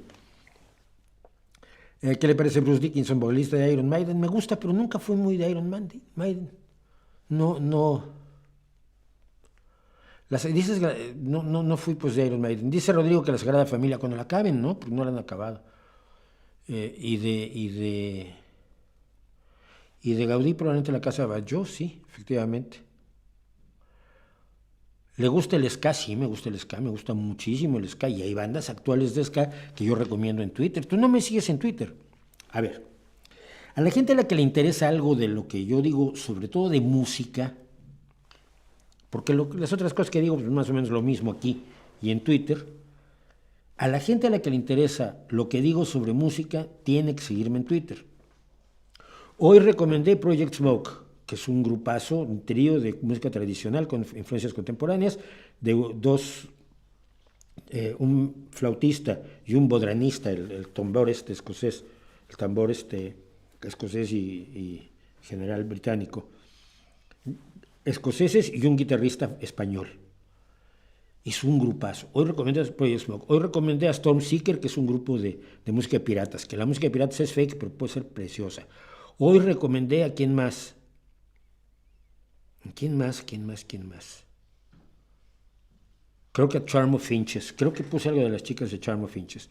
Yo recomiendo música constantemente porque oigo música obsesivamente. Recomiendo música constantemente en Twitter, y en Twitter he hecho una lista de 300 bandas que tú seguramente no has oído y que te conviene oír. Y en esas 300 bandas, si posible, en estos días, lo llevo días intentándolo, pero no he tenido tiempo, agrego otras 100 que tengo, y ya tengo otra lista de otras 100, ya tengo 500 bandas que tú no conoces, deberías conocer. Yo no vi los Grammys. Yo me enteré que había ganado un Grammy Miley Cyrus, pues la felicito, y Taylor Swift, pues ya, pues, dénselos todos, ya que, ¿no? Da igual. Pero yo vi la premier de los Grammys, es decir, los Grammys de los pobres que se hacen en la tarde. Y entonces ahí sí ganaron los míos. Tommy Emmanuel, que es un guitarrista brutal. Tommy Emmanuel ganó un Grammy. El mejor disco de bluegrass contemporáneo lo ganó City of Gold con Molly Tuttle and Golden Highway. Molly Tuttle la vengo siguiendo desde que tenía 15 años, tiene 31. Es una de las mejores guitarristas del mundo, pero toca acústico y toca el bluegrass. Toca bluegrass fundamentalmente, aunque también la hemos tenido tocando rock. Ese disco, he recomendado a Molly Tuttle toda la vida, y cuando salió el disco Golden Highway, le dije a todo el mundo, tienen que escucharlo, lo puse, los vídeos los he puesto en Twitter. Y luego el mejor disco de blues contemporáneo la ganaron mis adoradas Larkin Poe, las hermanas Lovell, que también las sigo desde que tenían 15 años y ahora tienen 31 y 32 años. Y las sigo desde que hacían bluegrass y ahora hacen blues y blues contemporáneo de un nivel elevadísimo, con un virtuosismo en las guitarras absolutamente estremecedor. Si te interesa la música no de la corriente principal, algo relacionado con el rock, con el blues, con el folk, la americana, el trad y todas las cosas que dicen, nombres distintos que le ponen a la música que tiene raíces tradicionales, incluido el rock de raíces, sígueme en Twitter. Si no me estás siguiendo en Twitter, estás metiendo la pata. Porque si no, nunca vas a escuchar. Y a esos también, The Walker Roaders, también los recomendé hoy, creo. The Walker Roaders, que tiene una de las mejores, las canciones que más me gustan en el mundo, que es Here Comes the Ice. Tienes que seguirme en Twitter. Si te gusta la música, tienes que seguirme en Twitter. ¿Qué opinas sobre la crítica que te hizo un canal pues, que no lo vi y no lo voy a ver, fíjate? Pero espero que le dé visitantes. Si tiene pocos, pues que le dé más, y si tiene muchos, pues que le dé muchos más. Si quiere colgarse de mí para conseguir gente, pues adelante, pero yo no entro en esos debates. Como lo decía yo ayer en el vídeo, ¿no? Yo no entro en ese jueguecito de vamos a hacernos publicidad mutua, ¿no? No estoy aquí para eso. Hay gente que está viviendo de esto y tiene que hacerlo, y tiene que cambiar su forma de ver las cosas para poder acceder a un público mayor. Yo trato de acceder a un público mayor con lo que hago. Si no te gusta, pues no vienes.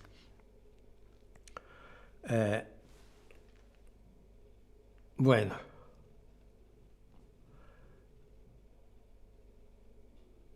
¿Cómo analiza la simpatía entre Trump y Milei cuando ideológicamente son diferentes? Trump es nacionalista e intervencionista. Un hombre que casi saca a Estados Unidos de la OTAN. Un hombre que ha atacado a la ONU. Intervención. Estás como bien mal. Milei anarcocapitalista. Sí, es que Trump es anarcocapitalista. Para él el dinero es lo único que tiene valor. ¿Es una afinidad meramente estética, geopolítica? No. Es una afinidad porque ambos son sociópatas. El libertarianismo aynrandiano de Milei y el populismo narcisista de Trump, como el populismo narcisista de López Obrador, son fundamentalmente expresiones, a mis ojos, de una profunda sociopatía, un desprecio por los demás, incluso por las opiniones de los demás. Superchat, muchísimas gracias, Pedro Amaya. Paul McCartney ya colaboró con Kanye y Rihanna en 45 Seconds. Qué tragedia más horrorosa, pero bueno, en una canción ya no me parece mal. Fíjate, en una canción, pensando en The Warning, colaboraron con alguien para hacer More, y el More no me parece una canción de The Warning. ¿Sí? El sonido es diferente, no porque sea otro género, no porque sea más pop, o en momentos más pop, no porque tenga un trocito recitado, que algunos quieren que sea hip hop, si quieren, sino porque no es el sonido. En cambio, Sick o Hell You Call a Dream son el sonido. Lo que decía alguien el otro día que me pareció muy inteligente. Si tú oyes una canción, sabes si es The Warning o no. Entonces, si las colaboraciones, en vez de ampliar ese sonido propio, lo reducen, tenemos un problema. Si lo amplían, qué bueno, arriba.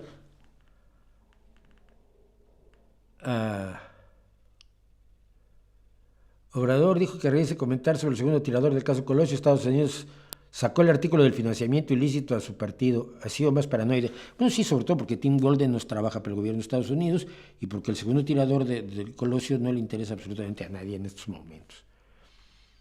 Xochitl va a estar el sábado y domingo en España. ¿Estarás en las conferencias de prensa? No, yo no voy a conferencias, no puedo estar. Yo soy un periodista independiente, por lo tanto no me van a acreditar para nada, pero si ella quiere que hablar en ese canal, pues ya sabe que está abierto. ¿Vas a participar en alguna marcha en España el 18 de febrero en apoyo a la democracia en México? No sé si la haya por aquí, no me voy a mover de donde estoy, por supuesto, ¿no? Así que no.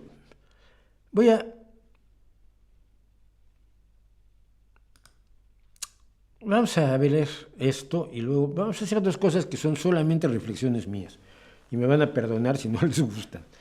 La primera es que el otro día, precisamente ayer haciendo el vídeo de los antiateos, profesionales, porque además hay gente que hace profesión de esto, ¿no? Hace canales donde dice, yo le pego a los ateos, argumentos 748 contra los ateos. A ustedes les gusta usar los bigotes picudos y a mí no me gusta. Bueno, está bien, no me dejaré picudos los bigotes. Cosas así. Hablaba yo de la definición de Dios. Yo no puedo definir a Dios porque es un concepto que está lejos de mí. Puedo más o menos definir a los dioses antiguos, pero no al Dios del que tú me vienes a hablar. A ese lo tienes que definir tú. Y la definición es escasita. Es decir, la definición, sobre todo en estos tiempos, pues es casi individual. Entonces, pues cada vez yo creo en menos dioses, porque cada quien tiene su Dios personal, y yo no creo en ninguno de ellos. Pero lo pensaba yo también por otros fenómenos que se han dado muy parecidos. Cuando me hablan de meditación, yo siempre he dicho, a ver, para poder analizar la meditación, primero tienes que definirla. Cuando los propios vendedores de meditación se pelean entre ellos, porque están en desacuerdo de qué es la meditación, me da un poco de risa. Por ejemplo, el que inventó el mindfulness, que es la religión la meditación de Sam Harris, yo he visto anuncios de él, pues se meten en mi canal, que lo vamos a hacer, y él diciendo, no, porque hay gente que dice que para meditar hay que poner la mente en blanco. Dije yo, pues sí, todos los budistas zen dicen que hay que poner la mente en blanco. Todos los meditadores zen, es una de las bases del zen. Pero eso no es cierto. ¿Sí? Entonces, tu meditación no es de poner la mente en blanco, pero la de ellos sí. ¿Cuál es la buena? Define meditación. ¿Qué es meditar? No existe la definición. Pasa con otras cosas que veía yo, que tenía yo en cuenta y que me preocupa que la gente discute intensamente sobre ella sin definirla. Filosofía. ¿Qué es filosofía? No hay una definición de filosofía, pero todo el mundo quiere discutir de filosofía. Yo defino. El problema que yo tengo es con los filósofos, es decir, aquellas personas que han recibido una cartulina de una universidad, de una facultad de filosofía, que los declara licenciados, maestros o doctores en filosofía. sea lo que sea eso. Eso es como yo defino filósofo. Es una definición muy precisa, es una definición muy exacta, con delimitaciones absolutamente cerraditas. O aquel que se llama a sí mismo filósofo, segunda acepción. ¿Qué es la filosofía? Nunca me lo explican. Y el otro día, precisamente la semana pasada, teníamos un análisis similar cuando hablábamos sobre lo que es la definición de mujer. Más o menos la definición de mujer estaba acordada, era la hembra de la especie humana que tiene la capacidad de producir un gameto que es el óvulo, por lo menos la capacidad teórica de hacerlo, y que tiene una determinada carga cromosómica. Que hay excepciones donde tiene puede tener cierta carga cromosómica y no tener la expresión corporal del sexo femenino, sí, son excepciones. Entonces, como en todo en la vida hay excepciones, todos los perros son animales de 4 patas, pero hay perritos a los que les han cortado una patita, y entonces son animales de 3 patas, y no por eso son menos perros. Pero también teníamos una definición de mujer, de pronto llegan los posmos, te dicen, no, mujer es quien se percibe a sí misma como mujer. No estoy de acuerdo, ¿no? No, pero ahora tienes que aceptarlo por mis calcetines. Hombre, no lo voy a aceptar porque lo digas tú. No creo que sea un argumento suficiente, tu decisión, para cambiar la definición. Pero, en fin, Dios, meditación, filosofía, mujer, nación. ¿Qué es una nación? La gente discute mucho sobre qué es una nación. Y yo no trato de no entrar en esas discusiones, porque lo aprendí a los 17 años. Lo aprendí a los 17 años precisamente en discusiones que teníamos entre amigos y entre ellas alguien que era enormemente inteligente para estas cosas, Luis Mochán, el físico, con el que sigo teniendo pues, cierta relación, ocasionalmente interactuamos y ha estado aquí en el canal hablando conmigo. Tengan mucho cuidado de esto que se llaman discusiones semánticas. ¿Qué es la semántica? La semántica es precisamente el análisis o el estudio del significado de los símbolos. ¿Qué significa esto? Rock. Bueno, ahora significa rock. Antes significaba tocomadera. Entonces creo que fue Dio, ¿no? El que como su abuela le decía tocomadera, cuando subía al escenario decía, abuelita, aquí estoy, abue. Y esto se convirtió en la señal de rock. O esto que es el surfing. ¿Qué significa esto? Es algo que estudia la semántica. ¿Qué significa la palabra meditación? Es precisamente lo que estudia la semántica. Si tú tienes una discusión donde tú y la otra persona están definiendo de manera diferente la misma palabra, el mismo símbolo en este caso, esto que significa cero, pero si lo volteas significa dinero. Pero esto también en Japón creo que te pegan si lo enseñas. Esto que significa cero. Significa esto en un lado y significa esto en otro. Cuando las palabras tienen significados diferentes, no hay que discutir las palabras, sino hay que ponerse de acuerdo en el significado. Yo tenía toda una conferencia, yo y con unos amigos de los sábados con Saldaña, por cierto, teníamos una conferencia que era palabras y palabrotas, una de cuyos fundamentos era el comentar jocosamente la diferencia del significado de las palabras. Por ejemplo, yo tenía unos amigos paraguayos con los que tocaba las tumbadoras porque ellos hacían música brasileña. Sí, mi vida es así de rara. y uno de ellos un día llegó con una chica mexicana que se había ligado, ellos llevaban poco tiempo en México, eran hijos si no del embajador, de un alto funcionario de la embajada paraguaya en México. Y me dijo, Mauricio, te quiero presentar a mi pendeja. Y yo dije, ¿qué? Y la chica se volvió diciendo, pero ya vamos, en este momento me voy a mi casa. ¿Qué? ¿De qué estás hablando?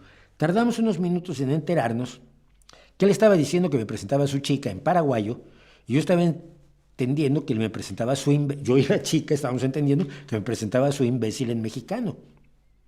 La palabra pendeja, en Argentina creo que también es joven, persona menor de edad, chica, niño. El hecho de que tengamos, eso da lugar a toda una serie de malentendidos. Teníamos 20 ejemplos así, ¿no? De cómo las palabras tienen un significado diferente. Bueno, hay no solo en muchísimas ocasiones, sino es que en la mayoría de las ocasiones donde se hacen discusiones así de alto nivel, los objetos de la discusión no están definidos. Si el objeto de la discusión no está definido, te tengo una noticia. Tú y la persona con la que estás discutiendo están perdiendo el tiempo miserablemente. Primero pónganse de acuerdo en la definición. Una vez que estás de acuerdo en la definición, puedes discutir, por ejemplo, qué se puede hacer con eso. ¿Qué es un martillo? Un martillo, pues es una cosa que tiene un mango así, tiene una cabeza de metal y le pegas. Ah, pero si es de madera, bueno, también puede tener la cabeza de madera. El objeto es que es un objeto contundente con el que ejerces una fuerza de palanca para poder aumentar la fuerza del golpe. Vale. Ahora ya podemos decir si una persona puede asesinar con un martillo o no. O si puede recoger agua con un martillo o no. Pero mientras no lo hayas definido, siempre puede llegar uno, generalmente en una facultad de filosofía, que dice, bueno, pero es que es posible considerar que el martillo es una reificación del sueño humano de aumentar su fuerza y por lo tanto levantar una roca y dejarla caer es una forma de martillo. Entonces, pues sí, pues me has cambiado la definición, ¿no? Y me has cambiado la definición de qué estamos hablando. Huyan todo lo que puedan de las discusiones semánticas. Son lo más horroroso del universo. Bueno, ya me salté todo lo que han dicho ustedes. Mañana igual me los pasa. Por supuesto, Rob me los va a pasar, así como Rosy pasarnos la lista de temas que tocamos hoy.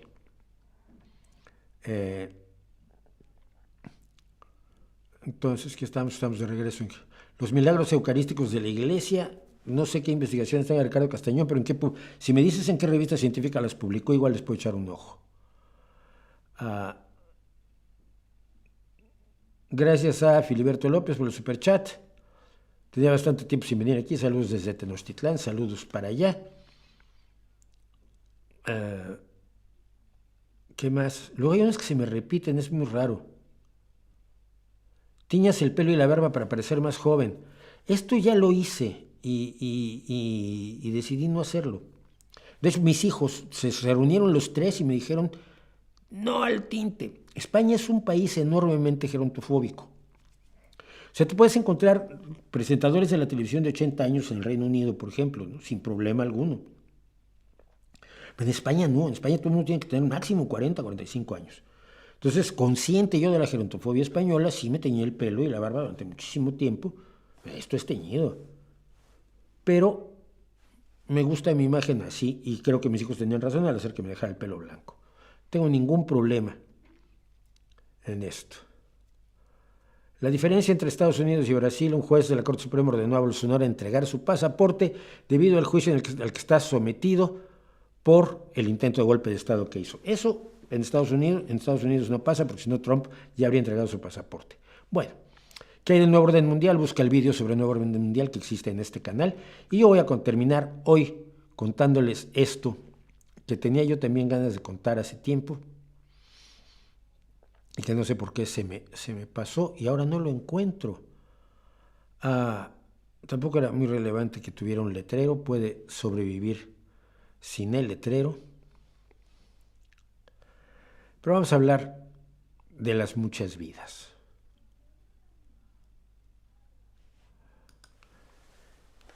Verán ustedes, hay una novela maravillosa de ciencia ficción de Robert Heinlein. Es un tocho así, pero se va como agua. Además, igual que el Quijote tiene 2 o 3 pequeñas novelas metidas en medio, siempre me ha parecido que estaba de alguna manera influido en el Quijote, porque el Quijote tiene estas historias intermedias, que se llama en inglés Time Enough for Love, y en español se publicó como Tiempo para Amar. Y es la historia de un personaje. Hay un grupo de personas que hace una especie de experimento genético donde los más longevos se reproducen y los descendientes más longevos que tienen se reproducen y esperan así crear una sociedad de gente muy longeva. Y por una de estas azares de la genética, o porque así convenía la novela, hay un personaje que resulta inmortal, que es Lazarus Long. Y esta novela empieza cuando Lazarus Long ha tratado de suicidarse porque ya ha vivido demasiadas vidas. Y porque ha tenido que enfrentarse al hecho de que la gente a su alrededor se muere, que él se casa con alguien y ella envejece y él no, y que sus hijos envejecen y que la gente a su alrededor se da cuenta que no envejece y tiene que cambiar de sociedad, de planeta. eh, y que todo el tiempo está dejando atrás cosas sin que él pueda dejarse atrás a sí mismo. Y es una de las mejores análisis, según yo, de la paradoja de la inmortalidad. La inmortalidad puede ser enormemente aburrida, pero además puede ser enormemente triste. Pero una de las cosas que pasan, sobre todo a eso que va de planeta en planeta y de vida en vida, vive muchas vidas, y en una es gambusino, y en otra es técnico de cohetes, y en otra es lo que sea. Yo siempre he envidiado o tratado de entender a gente como Ringo Starr. Ringo, cuando era pequeño, estuvo mucho en el hospital porque se enfermaba mucho, tuvo enfermedades tremendas. Pasó 2 años de su vida en distintos momentos, creo que a los 4 y a los 14 años, en un hospital. Con no me acuerdo qué enfermedad era. Y el hecho es que para entretenerlos en algún momento dado, uno de los terapeutas o de los trabajadores sociales que estaban allí en la planta infantil, en la planta de pediatría, pues porque los niños se diviertan, se entretengan, hacían juegos, dibujamos y esto y el otro, y alguien le dio un mazo para que le pegara algo y hiciera percusiones. Y cuenta Ringo, en ese momento me di cuenta que eso era lo que yo quería hacer durante el resto de mi vida. ¿Y saben qué hace hoy Ringo Starr? Le pega cosas con palitos, ha pasado a la historia como el hombre que cambió la batería de rock para toda la vida, y todavía el otro día leí una entrevista con él donde decía él pues, que iba a seguir haciendo esto mientras pueda sostener las baquetas. Decía, cuando las pueda sostener pues va a haber un problema, pero mientras las pueda sostener voy a seguir tocando. Aunque tenga $800 millones, que es en lo que se calcula más o menos su fortuna, lo que quiere es lo que quería ese día en su vida, cuando pegó por primera vez algo y dijo, ay, hice un ruidito y esto es mi vida para siempre. Siempre me he preguntado, ¿cómo será eso? Porque como Lazarus Long y como muchos hoy en día, yo he vivido muchas vidas.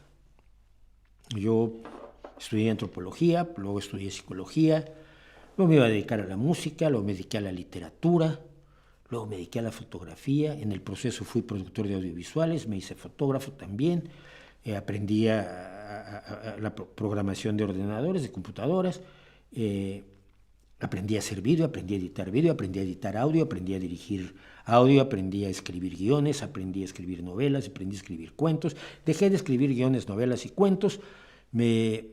Usé algunas de mis habilidades de vídeo para empezar a hacer este canal de vídeo. Escribí cuentos, publiqué muchos cuentos, dejé de publicar cuentos. Tuve una pareja, tuve 2 hijas, tengo otra pareja, tengo un hijo. El problema es que hasta que la muerte nos separe, y me refiero a la carrera, no forzosamente a los matrimonios, era distinto cuando vivías 45 años, ¿no?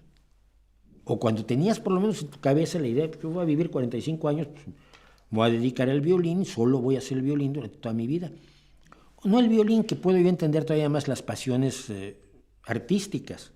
Yo sigo amando la música como la desde la primera vez que escuché algo que según yo quiero recordar que fue el doble concierto de Bach, concierto para 2 violines. Amo la música y la quiero oír hasta el último día, espero no perder el oído nunca. Pero que alguien diga, quiero ser abogado toda mi vida, o quiero ser físico toda mi vida. Hay gente que lo hace, pero hay gente que ya no lo puede hacer. Vivimos demasiados años. El mundo se mueve demasiado rápido, la realidad a nuestro alrededor se mueve muy rápido. El otro día yo, pensando en esto precisamente, iba yo por una lista que alguien hizo uno de los grupitos estos maravillosos que descubro yo, que se llama el Platinum Moon. No, ¿es de Platinum Moon o es de otro grupo? No me acuerdo. Alguno de estos grupos que yo descubro tiene una canción que se llama Maestro de un arte ya en desaparición. Maestro de un oficio en extinción.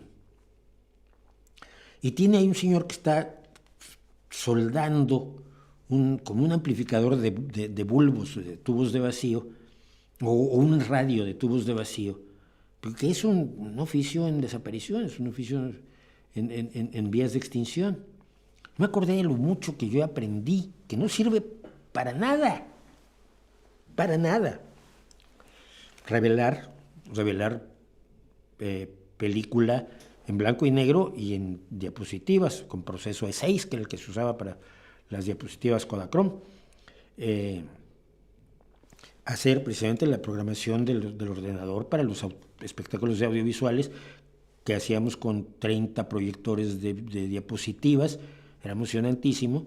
Y todos los controlaba yo desde mi máquina, pero desde que el vídeo porque el vídeo era carísimo, pero desde que el vídeo es barato, pues, y es digital, no necesitamos eso, porque también aprendí a editar vídeo con con cassettes de 3/4 y de Betacam. Y también aprendí a editar audio de cinta magnetofónica, que marcabas donde tenías que, en el cabezal de lectura de la grabadora, marcabas con lápiz graso dónde iba el corte, luego la ponías en una regleta, cortabas con una navaja de afeitar, cortabas el otro cacho, las pegabas con una cinta adhesiva para cinta magnetofónica, pero era eso. Aprendí a usar un teletipo, para mandar las noticias cuando yo era corresponsal de Excelsior en Querétaro. He aprendido un montón de cosas que no sirven para nada hoy en día. Y fueron vidas que viví. Y a esto tenemos que hacernos a la idea. Yo sé que hay mucha gente que añora, bueno, pero ¿por qué la gente no puede dedicarse a una cosa? Pues porque la vida se la quita de las manos. A mí me encantaba hacer espectáculos de diapositivas. Yo vi que el vídeo nos iba a comer eventualmente, a partir de que apareció la Betacam, fundamentalmente. Ya el vídeo digital vino mucho después. Pero yo me acuerdo que a la empresa en la que yo estaba dije, pues yo ya no quiero hacer diapositivas, ¿por qué no me pones al frente del departamento de vídeo? No queremos. Bueno, entonces me voy. Y ahí me fui. ¿Qué más sé hacer? Sabía hacer fotocomposición para hacer las tiras, para escribir, para hacer la tipografía de revistas y periódicos. ¿Qué más? No es que yo sea un ejemplo de nada, pero soy una víctima de lo que estamos siendo víctimas todos, que la vida te exige cambiar. Es una física, la que yo conocía como divulgadora de física, pero que ahora está haciendo cositas en cerámica. Una amiga que es traductora y que está haciendo también cosas en cerámica. Otro que decidió que ahora finalmente armaba su grupo de rock a los 50, ¿no? Vivimos suficiente tiempo como para vivir varias vidas. Vamos a cambiar de trabajo más veces de las que han cambiado nuestros ancestros. Y yo he cambiado de trabajo muchísimas veces en la vida. Yo empecé antes traducía con máquina de escribir, hasta que yo por primera vez usé un Apple II Plus para hacer una traducción. Por cierto, recuerdo, La Torre se llamaba la novela. Vamos a tener muchos trabajos, vamos a hacer muchas cosas distintas. Y yo creo que antes que ponernos reticentes a ellos hay que estar abiertos a aprender, porque además aprendes a hacer cosas distintas, lo cual siempre es emocionante, ¿no? Cuando descubres que te estabas equivocado en algo y que aprendes algo, aunque sea la edad que sea, me parece una de las experiencias más maravillosas del mundo, ¿no? Y no solo es un placer, sino que además es una obligación. La vida nos lo impone como una obligación. El oficio que tú tienes hoy probablemente no existía cuando yo elegí oficios. Y no me refiero a la adolescencia. Cuando yo tenía 30, 40 años, probablemente no existía. A los 40 ya existía, sí. Programador de videojuegos ya existía, pero cuando yo era joven no había programador de videojuegos. No había ni computadoras, hombre. Lo más avanzado era una calculadora científica Texas Instruments que tenía mi amigo Enrique Rocha. Sí, Enrique, el Super Rocha. Nos impresionaba porque hacía fórmulas de este tamaño la calculadora.